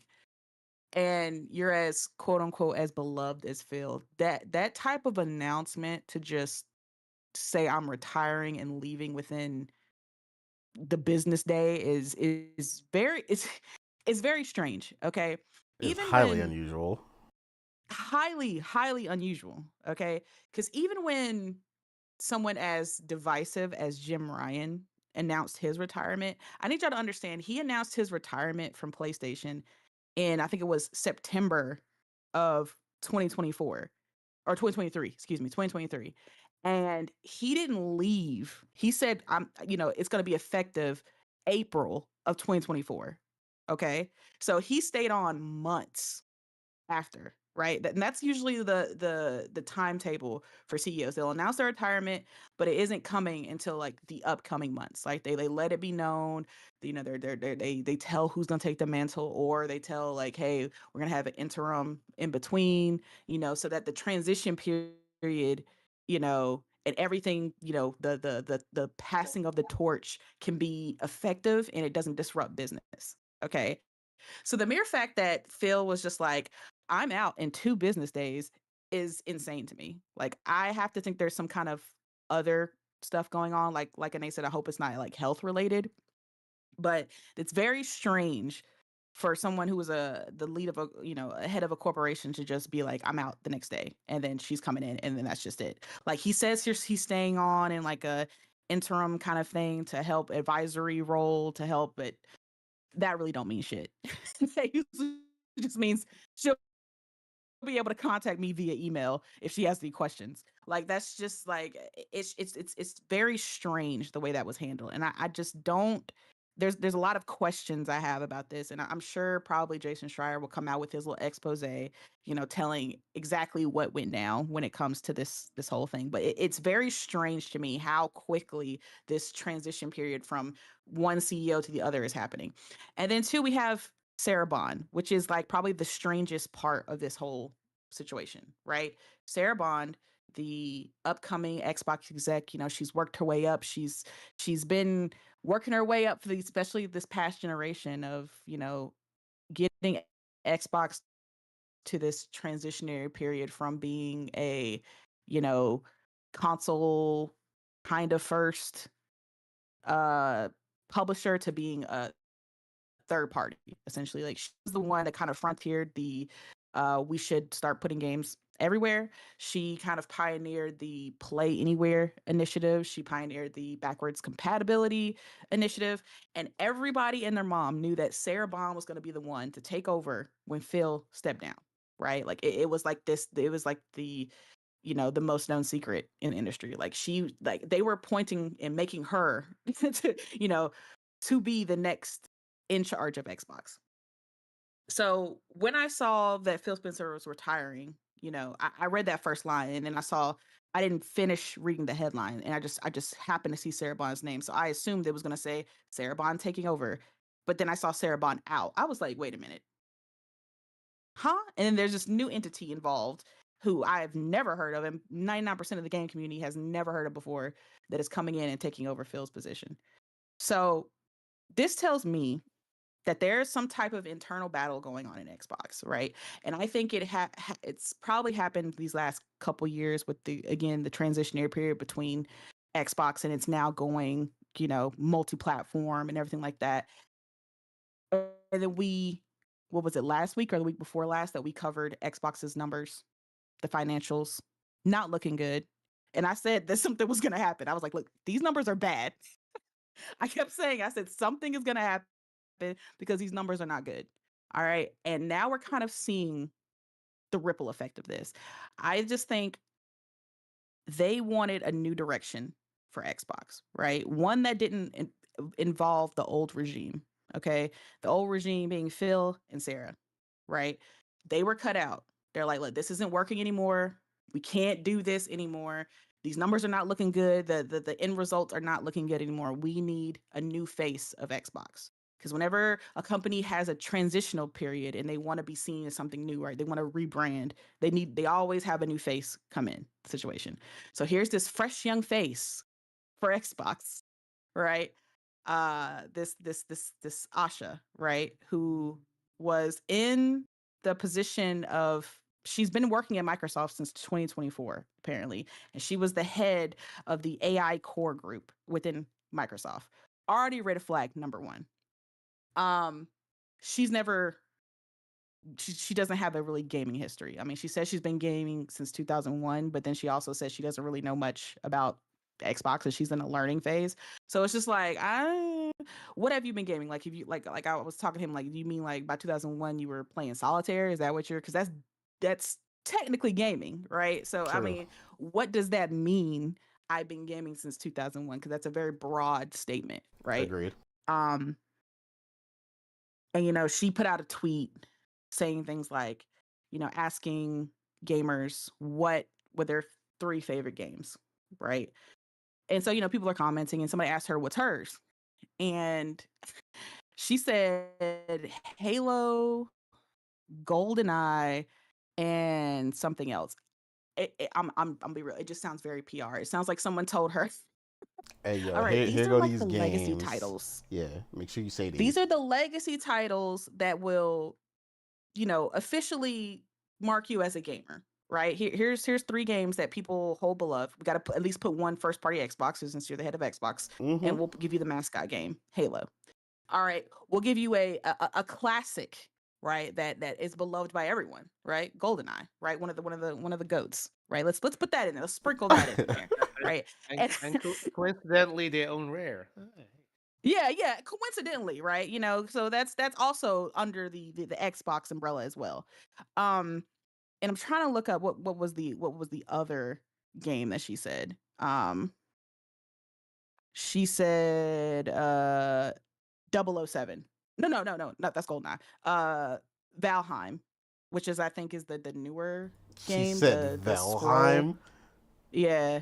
Oh Yeah. hell no. So she She so she ain't. put another she I put need to see another them credentials on that one because that is very niche, listen, like PC. I'm not gonna sit here and say she's not a gamer, okay? Because I hate when people just assume because I'm a woman I don't game. Okay, so I'm not gonna be the one to say it. All right. And I don't want to just be like, okay, this is fake. Like she could absolutely that could really be her list. And I'm not gonna degrade it, but look, listen, it's looking real PR right now. And listen, I do not look, going back to Sarah, I don't blame her for leaving because if you are within a company and you are working to get to a certain position, right? Through promotions, through advancement, everybody knew she was gonna be next. She was gonna be the next Phil, right? And you get passed up for that. Why am I staying? There's really no point. There is no advancement for me. There's nothing left for me here. I need to go to another company because I'm not being valued at this company anymore. Like Yeah. Asha, I don't know how old she is, but she looks young. She looks like she's in her 30s or something. So it's like Yeah, if she looks she pretty stays young. on until retirement, then she's going to be there for another 20, 30 years, right? And so if I'm Sarah, I'm not sitting there unless Asha gets removed, she's going to be there for a long time. So there's no point in me staying. I'm not valued here anymore. I'm good. And it was very interesting the way everybody had a statement prepared when the announcement first dropped. Like it was like there was the announcement, the breaking news, and then like a link to everybody's statement. Right? Phil had a statement, Asha had a statement, Satya had a statement, and then Matt Booty had a statement. Sarah was the only one whose statement was not ready at the same time. Right? Now she eventually had a statement prepared, but it was like 2 to 3 hours after everybody else's. So that's another red flag. I'm like, okay, so was she like not notified that the news was dropping today? Or because why does everybody else have their statement of what's happening in this transitionary period with Xbox and she's the only one who doesn't? That's number 2. And then number 3 is Phil's statement was the only one that mentioned Sarah Bond. Right? He was talking about, his the 25 years, thinking back on the 25 years of Xbox and, how much he feels like he's impacted the Xbox and the industry and looking back and, having a good time working with Matt and Sarah and how he's, happy to pass the torch on to Asha and all this stuff. He was the only one who bothered to mention Sarah. Matt didn't, Asha didn't, Satya didn't. And then so everybody is just like, what's going on? Where's Sarah and all this? Like why is she being passed up? Like what's happening? And then Sarah releases her statement on LinkedIn, which is okay, cool. You didn't tweet it, but all right. Um, and I will say it's very positive, right? She said she's been working with Asha these past few weeks and she likes what she sees. She's this young person coming in with new innovative ideas for the health and the growth of Xbox, and Xbox deserves this. Which I was like, wait, like what if she's That bad? sound And you mean that like, sounds that sounds very. If you want I was if like, you want this severance package, then make I sure it's a good mean, I statement. want to say it. I didn't want to say it, but I'm just like, I'm gonna be real. Like, I just don't really know what's going on, like, essentially, like, but I have a feeling that things changed, right? The direction Xbox was going, they didn't like, again, those financial numbers are not looking good. They're continuously going down. And Xbox was just like, we need to change, because why is this happening on a random Friday in February, right? Why is he announcing his retirement and then walking out the door on Monday? Why is he not announcing his retirement and be like, I'll be gone by June or August? Like, the man isn't even staying for the damn 25th anniversary of Xbox, which is happening, in the 25th anniversary show in June. I'm sure he'll probably be there, like, because they're probably going to want him to at least be in the video for it, to kind of console everyone, Oh yeah, and then you kind need to of make an appearance. be on camera passing the torch off to Asha. Like, guys, don't worry. I'm sure Xbox is gonna be great. I've worked with Asha these past few weeks. It's gonna be cool. She's great. Xbox is in good hands. Thank you, Phil. And then she's gonna talk about everything that she's gonna do. Right. I'm sure that's gonna happen. Oh Right. man, that Allstate quote. Oh man. Exactly. So I just I don't know. This whole situation is just weird. So like Asha, she's worked in AI, and at least with Microsoft, right? She initially worked as a executive at Instacart and then Home Depot, and then she came to Microsoft working for their core AI division for 2 years, or 1.5 years really, and then coming to lead Xbox, right? And That career in path makes her no sense. I mean, to be honest, it kind of it's literally the executive, monopoly bingo board kind of thing, where they could kind of jump from company to company. Like, it's just, hey, as long as you're an executive, you can really just lead anything. It really doesn't matter, to be honest. Um, and then she put out her statement, right, where essentially she broke down that she has three commitments. One one is great games, right? Where she's going to uh bring back, and focus on quality over quantity, and we're going to bring back those games that the Xbox and the community loves, and we're going to focus on the what makes the Xbox great, with its great storytelling and gameplay and everything like that, those great things, right? And then the second thing was the return of Xbox. And I was like, what the hell does that mean? And she was just like, we're going to bring like a renewed commitment to Xbox and the console. We're going to focus on what makes Xbox great, which are the console owners. And I'm just like, oh, okay. Hmm.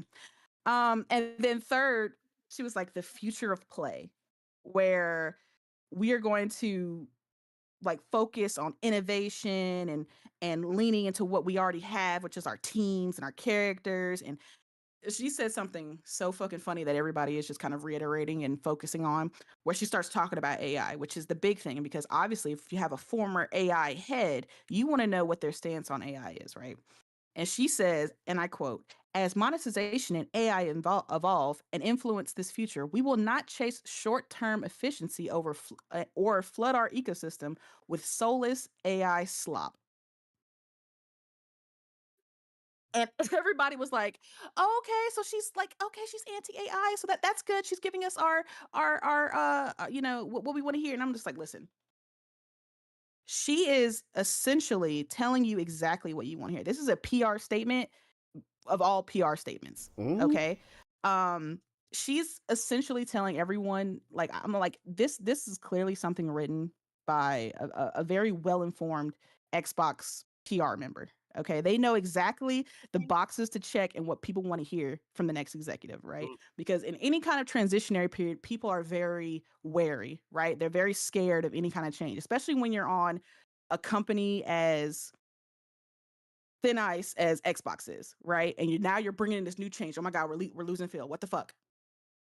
Oh my gosh.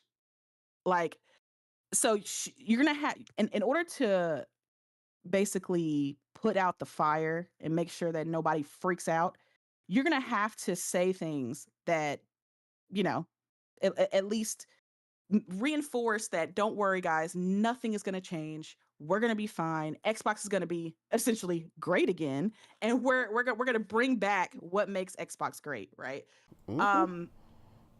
I don't believe for a second that AI is not going to be an integral part of Xbox moving forward, right? That it's not going to be introduced in some way that they're probably going to try to hide under the table, right? That they're not essentially going to be forward about it, but they're not Did, did not she going did, to do it.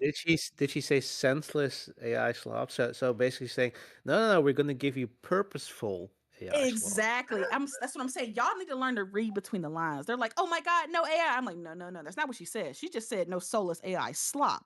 Right? So AI is going to be used, just not the sloppy kind. And I'm just like, I'm just laughing because I guarantee somebody told her to put this in, or somebody on her team essentially told her to put this AI bit in there, because you're going to need to reinforce that you're not going to be the person that puts AI in Xbox, right? You have an AI background and AI scares gamers. So we're going to need for you to put in there that, don't worry, I know the term, the Gen Z term, AI slop.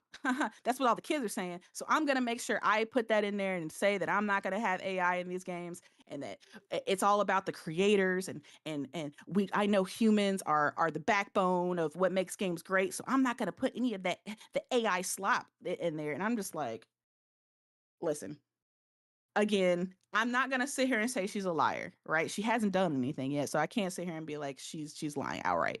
But I need people to open their eyes and be very wary about what any executive says, because even if Herman Hulst was to announce his retirement and some new person was to come in and say, "Oh, we're going to go back to what makes PlayStation great. We're going to go back to single players, narrative-driven experiences, and we're going to do less focus on live service and focus on what PlayStation does the best." I'm going to be like, "Sure.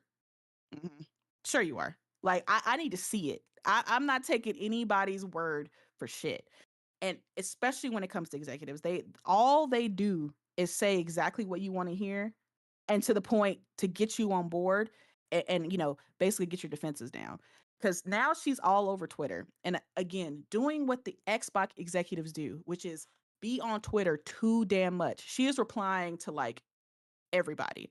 And I'm like, why are you doing this? You're putting yourself in a bubble that you're not going to be able to take back. This is the trap that Phil and Sarah and them fell in all the time, where they would respond to people and say certain semi-definitive statements that then people would quote tweet and use against them. You said you weren't going to do this. You told me on Twitter that you weren't going to make this change, and now you look stupid because now you're like a liar. Now you have to, now people are knowing you, they know you to be somebody who doesn't keep their word. And this is why executives at Nintendo and PlayStation just don't say anything. They keep it quiet. They make their statement, "I'm the new CEO, here's what we're going to do, blah blah blah," but they don't really talk to gamers like that. You don't see them on Twitter or Blue Sky or Instagram or whatever talking to people, because this is how you get caught up. So now everybody and their mom is on Twitter talking about two words that she said to one particular person who is an Xbox fanboy, I'm gonna be real, who basically asked or said essentially, Xbox needs to go back to what makes it great, right? We need to be competitive again. We need to start holding IPs like Fable, Halo, Fallout, Starfield, things like that. And those need to be exclusive to the Xbox ecosystem. We need to bring back competition, basically asking for Xbox to have exclusives again, right? And here comes Asha, like in the replies, like basically saying, "Hear you." That's all she said, two words, "Hear you." And so everybody's taking this, screenshotting it, quoting it. Like, I see like the big accounts like Variety and like big social media accounts Oh man, taking not the her reply. mainstream accounts.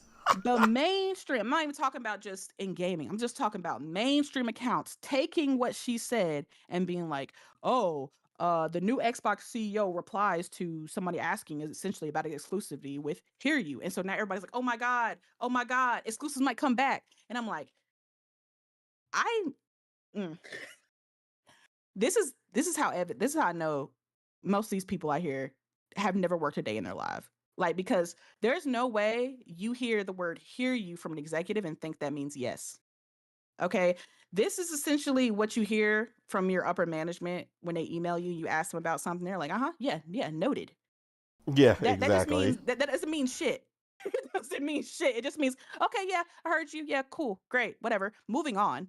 Like that's what that means. It just means I want to move on from this conversation. Okay, cool. I hear what you have to say. That's that politician ass answer. Oh yes, we hear the people. We hear you're upset about the high rise in taxes, but it's something that needs to happen in order to get our economy back on board. Like it's just a PR answer, but people are basically twisting it into whatever narrative fits them best, right? Whatever they want to hear.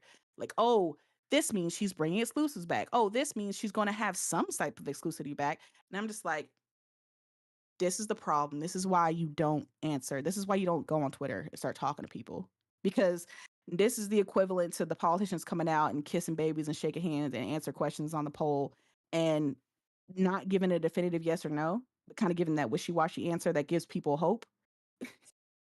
And I'm just like, Asha, babe, I get look, you're going back to exactly how Xbox used to roll. Like, you're fitting in great with how Xbox executives used to roll, because this is what Phil and Sarah did all the time. But this is also Oh, how you absolutely. get fucked up. Phil and They Sarah gotta used to start talk to people backtracking. on Twitter all the time. But then exactly, then they have to backtrack because now you look like a liar because you said one thing and you did a completely different thing. But right here, when you say "hear you," that doesn't mean yes or no. But in people's minds that want it to mean yes, they are going to interpret that as a yes. And if you don't change anything, if exclusives are not a future endeavor for Xbox, if they could continue down the path that they are doing, then people are going to call you a liar, even though you didn't say yes, because they interpreted that as a yes. And you gave them the ability to interpret that by saying anything. You should not have said anything. Being quoted by And I'm just kind of, Variety, oh god, like that is I'm just like, wild. bruh. I'm like, I should get off Twitter. Get off Twitter. Get off Twitter. Stop it. Stop talking. Like, I assumed that they were going to have one of those town hall meetings that they usually have when Xbox makes any type of change. The the thing they did when they announced the multi-platform strategy, right? Um, where Let's they have a have a sit sit down. down, Yeah. with the chairs in the semicircle where we start talking about the future of Xbox. And, Asha's there, Phil's there, Matt's there, Sarah's there, and maybe even Sati is there. And they start talking about what this means that Asha's going to take over, kind of what's to be expected from the hardware side, from the software side, for just the future of Xbox. That's kind of what I expected whenever Phil would announce his retirement. But I think it's the fact that it was done this way, and this kind of just in your face, it's happening, boom. This is it. This is what's causing all this friction and all this confusion that's happening with this transitionary period. And I believe that's probably why whoever her team is, they're advising her to talk to people, because there's none of Mm-hmm. that breakdown that usually happens. So it's like, okay, so in order to console the gamers, you just need to appear more human. So we need you to communicate with them via Twitter. Just like, because that strategy worked with Phil and Sarah back in the day. So we need you to do that. So until in order for them, until people nuked yes, Phil exactly. Spencer's It's a Fallout short 76 term. shelter. Yes, it's a short-term strategy that again that worked for them in the short term, right? Mm-hmm. And in order for them to be accustomed to you the way they did Phil and Sarah, you should do something that they used to do, which is talk to people, and that will help them get to know you and realize that, hey, you're not a soulless AI person. you know it's just you running this account, and you're human, and you're shaking their hands, and you're yes Xbox. And she's on in the replies telling everybody, oh, I like this idea, I like that idea, what a great idea. She talking about, oh, we should bring the blades back, the blades UI that the 360 had. I'm just like, yo, she's sitting here essentially trying to win everybody over with like little menial things, right? That really don't have anything to do with the overall problems that Xbox is suffering, right? It's the same thing where, a politician will just like, hey, everybody get some free ice cream, but it's like, but sir, the potholes on my road. No, no, fuck all that. Get this vanilla ice cream, bruh. Well, It's that's what I just said. a little I bitty hear you. distraction. You want to I make hear you, more. but You want to but make you know more what? money, and I'm gonna make sure Americans make more money. I'm not gonna tell you how I'm Exactly. gonna Now, do now, it. now, go over there and get that rocky road on me. That's on Yeah, me. Okay. exactly. Don't Yeah. forget, there's ice cream in the back.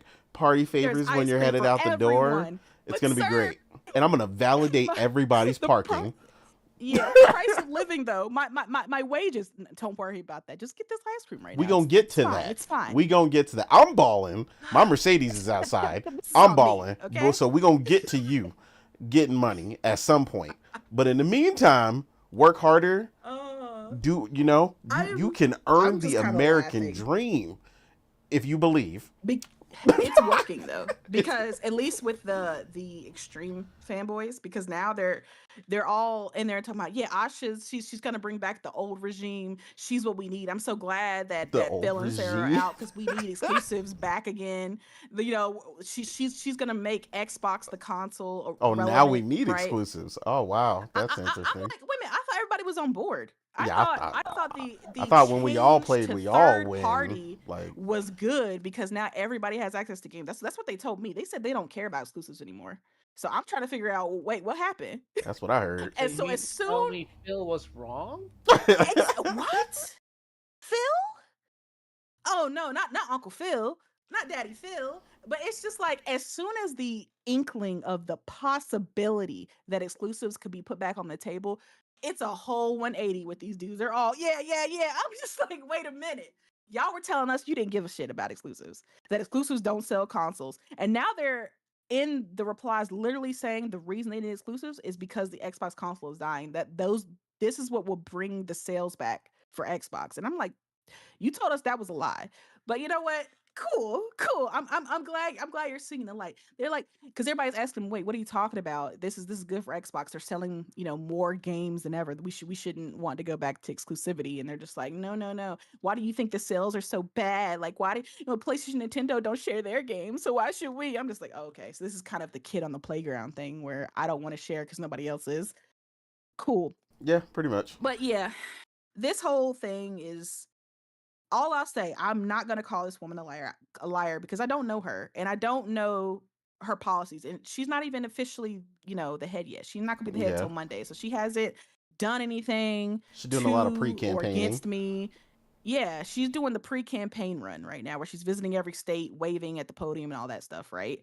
Um, she hasn't implemented anything yet. So I can't judge her and say everything she's saying is true or everything she's saying is a lie, right? It's always going to be something in the middle, right? But all I'll say to all gamers who are, you know, affected by this change in Xbox, or, you're Xbox consumer or whatever have you, just be wary, okay? Just take it never take what anybody says for face value, especially when they are an executive, okay?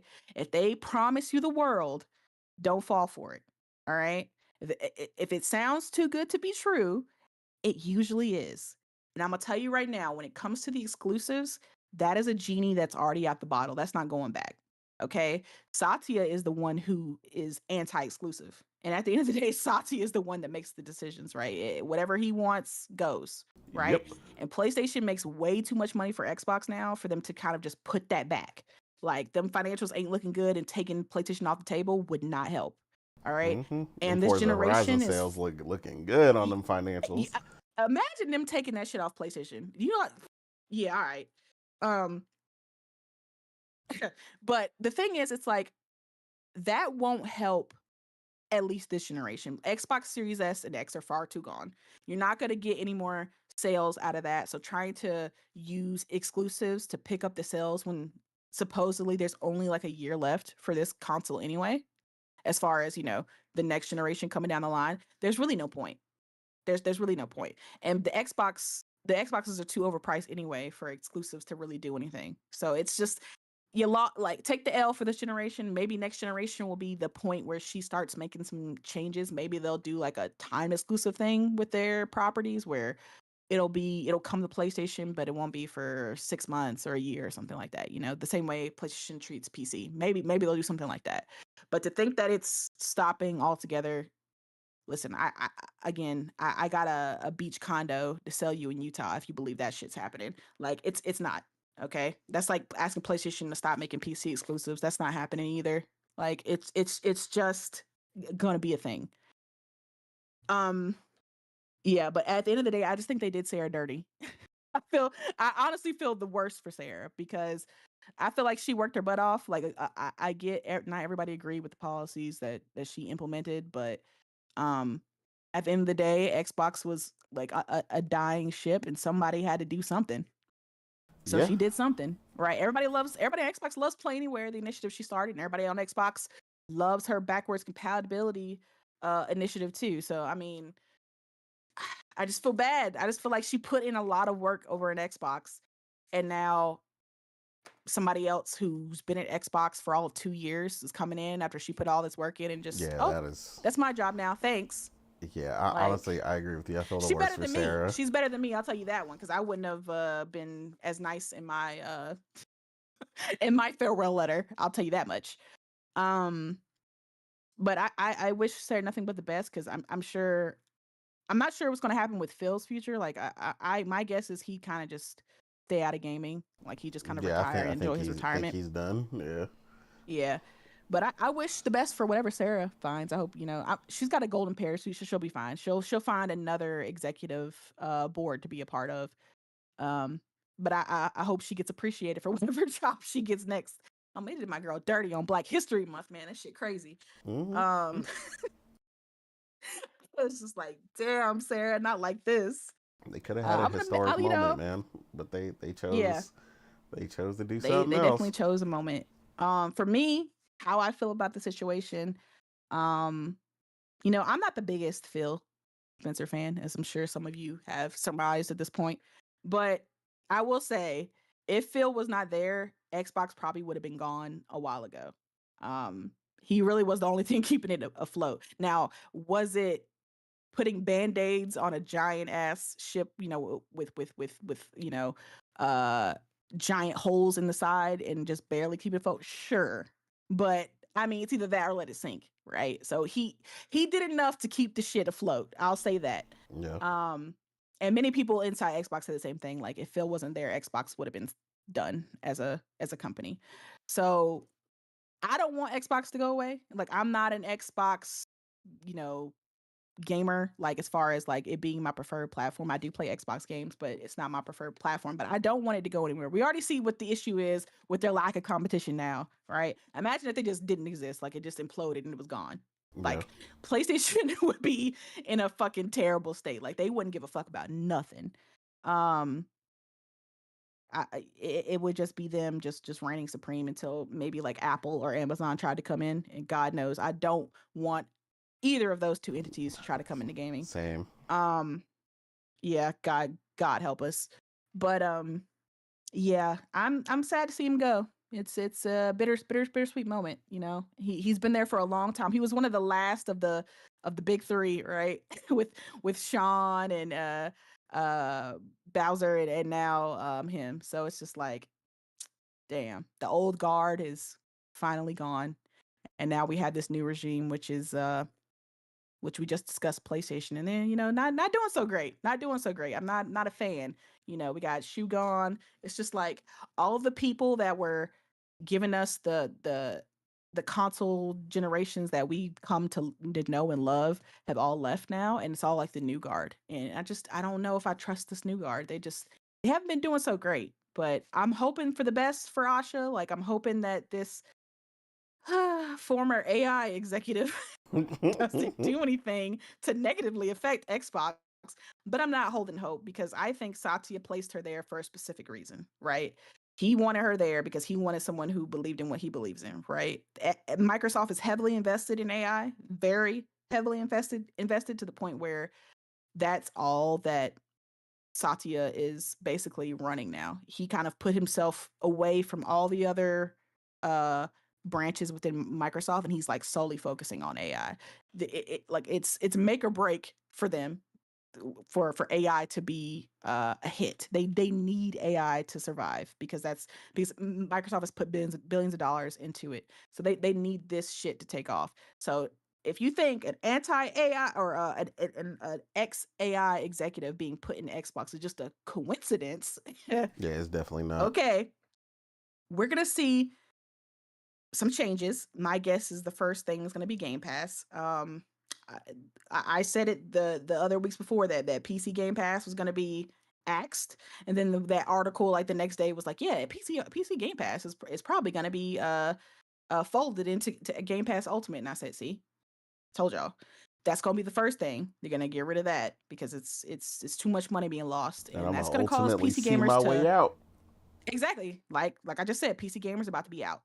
So that's gonna be the thing. And then Game Pass is probably gonna go up in price again. And I wouldn't be surprised if some kind of internal changes between in Game Pass happen, like a new tier that's like an ad tier that pops up on Game Pass. And maybe I don't know, maybe they'll do something with day one games. I don't think it'll be like all day one games are out, but maybe they'll take COD out of a day one possibility. I don't know. Like some shit's gonna go down.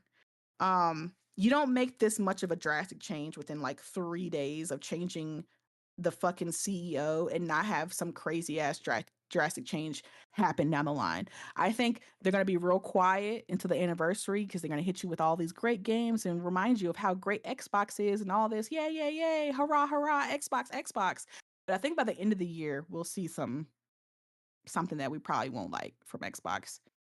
I want to be wrong. I hope I'm wrong, but I just feel like when you change the guard this suddenly, it's not for the best for the consumer. It's for something that the shareholders want, something that that they want to see done, and it's not always to like I said to the betterment of the consumer. So we'll see. I'm wishing Asha the best. Obviously, like I said, I want Xbox to thrive because when Xbox thrives, PlayStation thrives. I want everybody to be healthy in the industry, but I'm not holding out hope for it. Like in Sarah Bond again, I'm so sorry. I hope you find the best out there. But yeah, this has been an interesting week to say the least. Seriously. Um, Weeb, how you feeling about the state of Xbox right now? Following this news, man. State of Xbox. Uh, Don't you feel super um, hopeful for that box in your living room? yeah, yeah. I mean, AI is the future, right? Yeah, yeah, yeah. Oh no, no, it's not going to be AI, right? That's what the former AI executive said. That Yeah, yeah. yeah, yeah, yeah. Sure, sure. I mean, it's very obvious, what they're like. I mean, I think you said it all, Morgan. She's Sarah's definitely passed over for a promotion that was promised to her because yeah, Satya was saying like, yeah, uh, this shit isn't working with Xbox. I mean, we all saw that coming after they went on a massive spending spree with buying two massive publishers, record breaking acquisition deals, and obviously Microsoft was gonna yeah, increase scrutiny and want to see return on investment, and that wasn't happening with the strategy that they have chosen. And yes, we know that Microsoft is all in with AI and trying to push it whenever they can. I mean, they even artificially increase the number of Copilot users by integrating it with Office and just renaming it Copilot 365 and you know adding those users to their user account. I think Google is also doing something similar with Gemini. Like they're all like realizing, yeah, it's not really paying off as they had hoped, so they're trying to push it into everything. Yeah, you're gonna bet that they're gonna do that. Try to integrate it into Xbox in whatever way they can. So even I mean, they're definitely gonna try to produce AI slop. But the thing is, like, they're gonna push it probably in everything, so including in the Xbox UI, um, and obviously tools. But I mean, tools, that's fine. But yeah, it's gonna be absolute disaster. I think that very clearly. I'm not gonna be as cautious as you, Morgan. She clearly is not a gamer. She knows, and yeah, that's somebody who's put, like, sure, there are plenty of. I mean, I'm not gonna pretend that PlayStation heads, are gamers. Um, Maybe Herman is because he's a head of a development studio. I mean, you kind of have to play games because you kind of have to taste your own food, right? You're making them, so you kind of have to play them to figure out if they're actually any good. But yeah, I mean, you don't. Yeah, sure, you don't need to be a gamer to be an executive, but at least you kind of would expect to have some experience in the industry, and clearly that's not the case here. So, yeah, what was the saying already of Frost? Like, PlayStation dead man walking. I think Xbox is a dead man walking. Uh, there, there's literally, like, yeah, nothing about this as hopeful. I mean, I think clearly, Phil just retired. I don't think he was like pushed out. I think that that's probably something that he planned for a long time. But Sarah, definitely. I mean, I'm not saying that she was fired, but I think she was, yeah, passed up for a promotion, and she's probably like, yeah, no, I'm not gonna stay here. She probably, or has something lined up. That's how it goes. And she's like, yeah, fuck the shit. I'm gonna go elsewhere because, of course, you're not gonna. How the hell are you gonna? Yeah, if you're that high up, you can't really maintain your position if somebody else is, yeah, gonna take the position that you were eyeing or that you were promised or whatever you want to call it. So yeah, that was a given. Yeah, I mean, um, yeah, it's not gonna look. Here's the thing, like, yes, I agree that Phil is the reason that Xbox is still there. He's also the reason why Xbox sucks so much. Because, um, but I think this is probably inherent in Microsoft as well, because from what I understand from you know Xbox people who work there, it is very much like a patronage organization where they're just, you hire people who are less competent to you, so that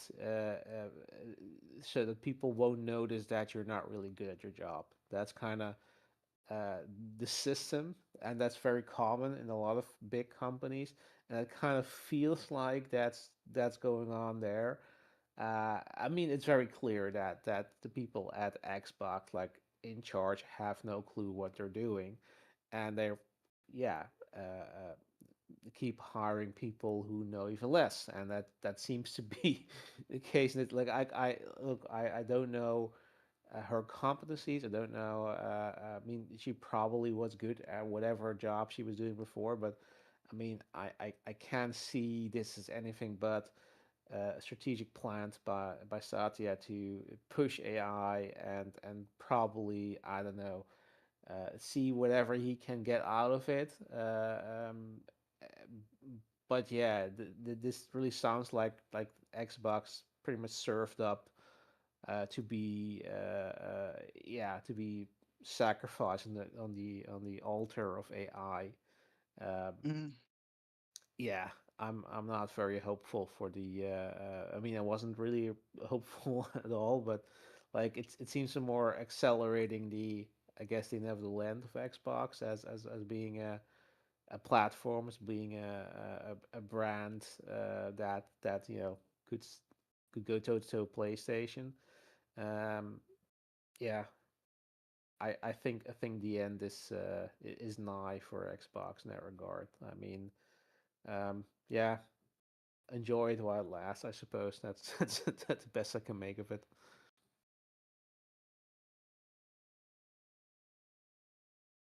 Yeah, that's all I have to say. All right, Omar, what do Oh, you think? yeah, Yep. well, first of all, do you have any more script ready from the ones that you read? Because you, Morgan, nailed so many points that I'm like, what do I even say? So let me try. Okay, I'm with you. I truly believe that this move was above uh, Sarabon pay grade. I think even Phil Spencer pay grade. I think Phil wanted to retire because there was an interview or article not too long ago how Phil doesn't want to retire. However, I truly believe I am not a doctor, obviously, but it does feel like Phil Spencer looks sick as fuck. Every time we see him, he looks so skinny. So I do think this job took a huge toll on him, which is why he's like done. Also, another reason that created this notion was Microsoft's involvement with Xbox. When Xbox was its own entity, Microsoft was leaving it to do what it's doing. But when Microsoft bought, and this is Microsoft, not Xbox, Microsoft bought Bethesda, and then after it, Activision, they needed that return on investment. And when they never didn't get it, Satya is like, okay, exclusive are no longer a thing then. And I I am conflicted on her comment. Uh, I hear you, or hear you, because she could have easily ignored him, wherever the pattern was. Like the amount of people are literally tagging her could have easily been ignored. So maybe there some what you call it reason idea behind that comment. Maybe there is a plan, but let's say they're gonna kill exclusive. I mean, bring back exclusive. It's not gonna work if they don't kill exclusive on PC as well. Day and date. Exclusive without day and date is not gonna work. So, do we get such a bold idea? I I feel like it can, like, how do I say this? I want for it to be a thing, but I don't think it's gonna work because Satya himself is against exclusive. So I don't see her working against Satya from the get go. It it's conflicting, and for Sarah Van, dude, I feel so sorry for her. Everyone and their mother could see that they were planning her, prepping her to be the next Phil, and to get taken under the rock from her like that, like nah, dude. She was nice about it with the comment, with the tweet, because she needs that package. We all know, but um, nah, dude. It's such, it's like, it's crazy, it's insane. how Sarah must be feeling right now. Like, that's legit the definition of unfair. I know it's business and everything in between, but still. Um, one thing I will say is I saw a tweet from a person, and I'm pulling it right here. And this is from Square Enix. He is involved in Final Fantasy. Um, I don't know what his position is, but basically, um, game director, my bad. So, game director at Final Fantasy 12, 13, and 7 Remake Statue Rebirth. So, he is like, he is saddened for Sarah Bond to be departed and stuff like that, and hoping to uh, work with their successor. So one person makes this comment as this is feels so true. The future of Square Enix and Xbox manager, ma'am.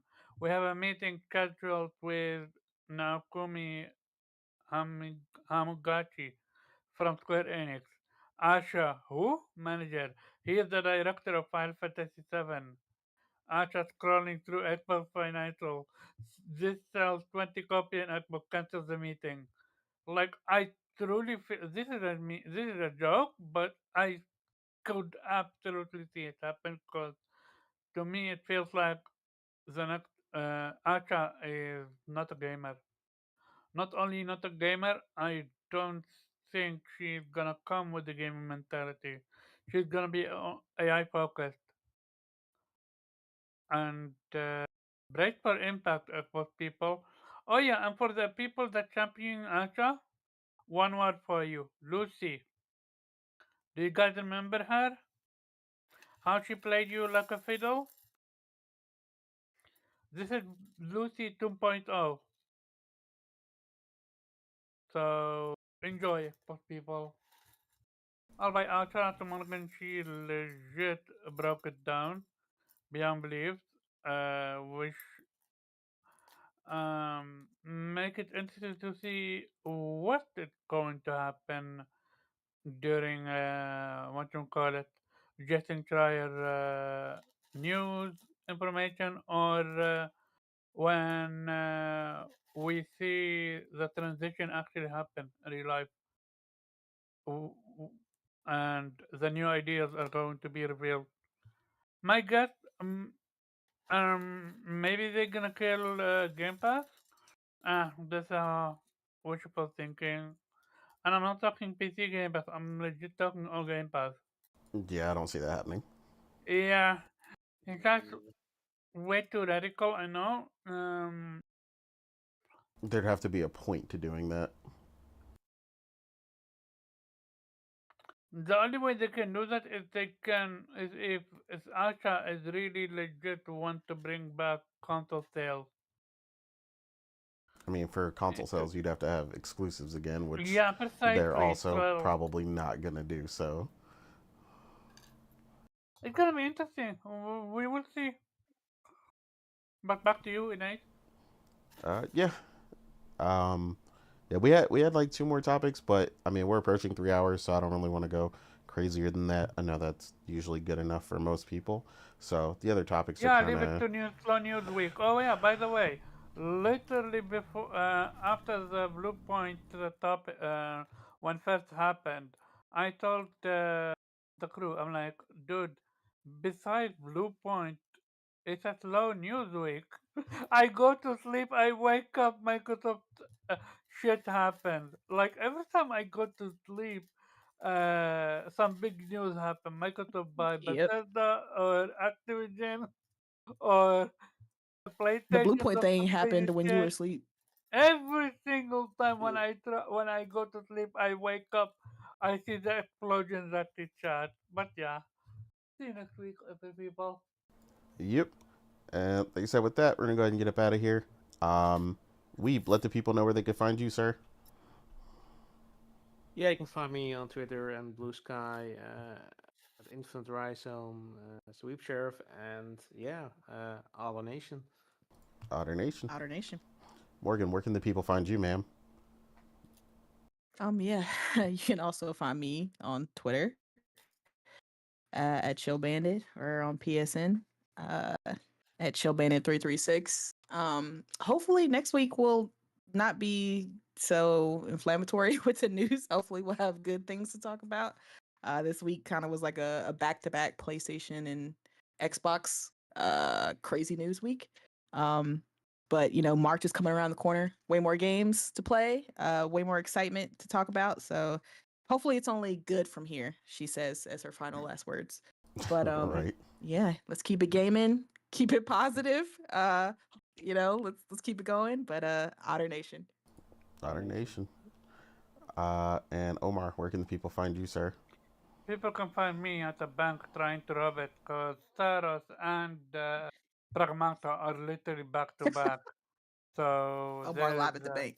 Mm-hmm. So they got to I get have this no money one way or choice. another. I need my game. I need my game fixed. Omar, I can see But Omar at yeah, the cat at the look, lady. Just put the money in the bag, all right? I gotta get these games. I gotta be day one. You don't understand. I have no time to Oh, even riding off in that wait. scoop mobile, bro.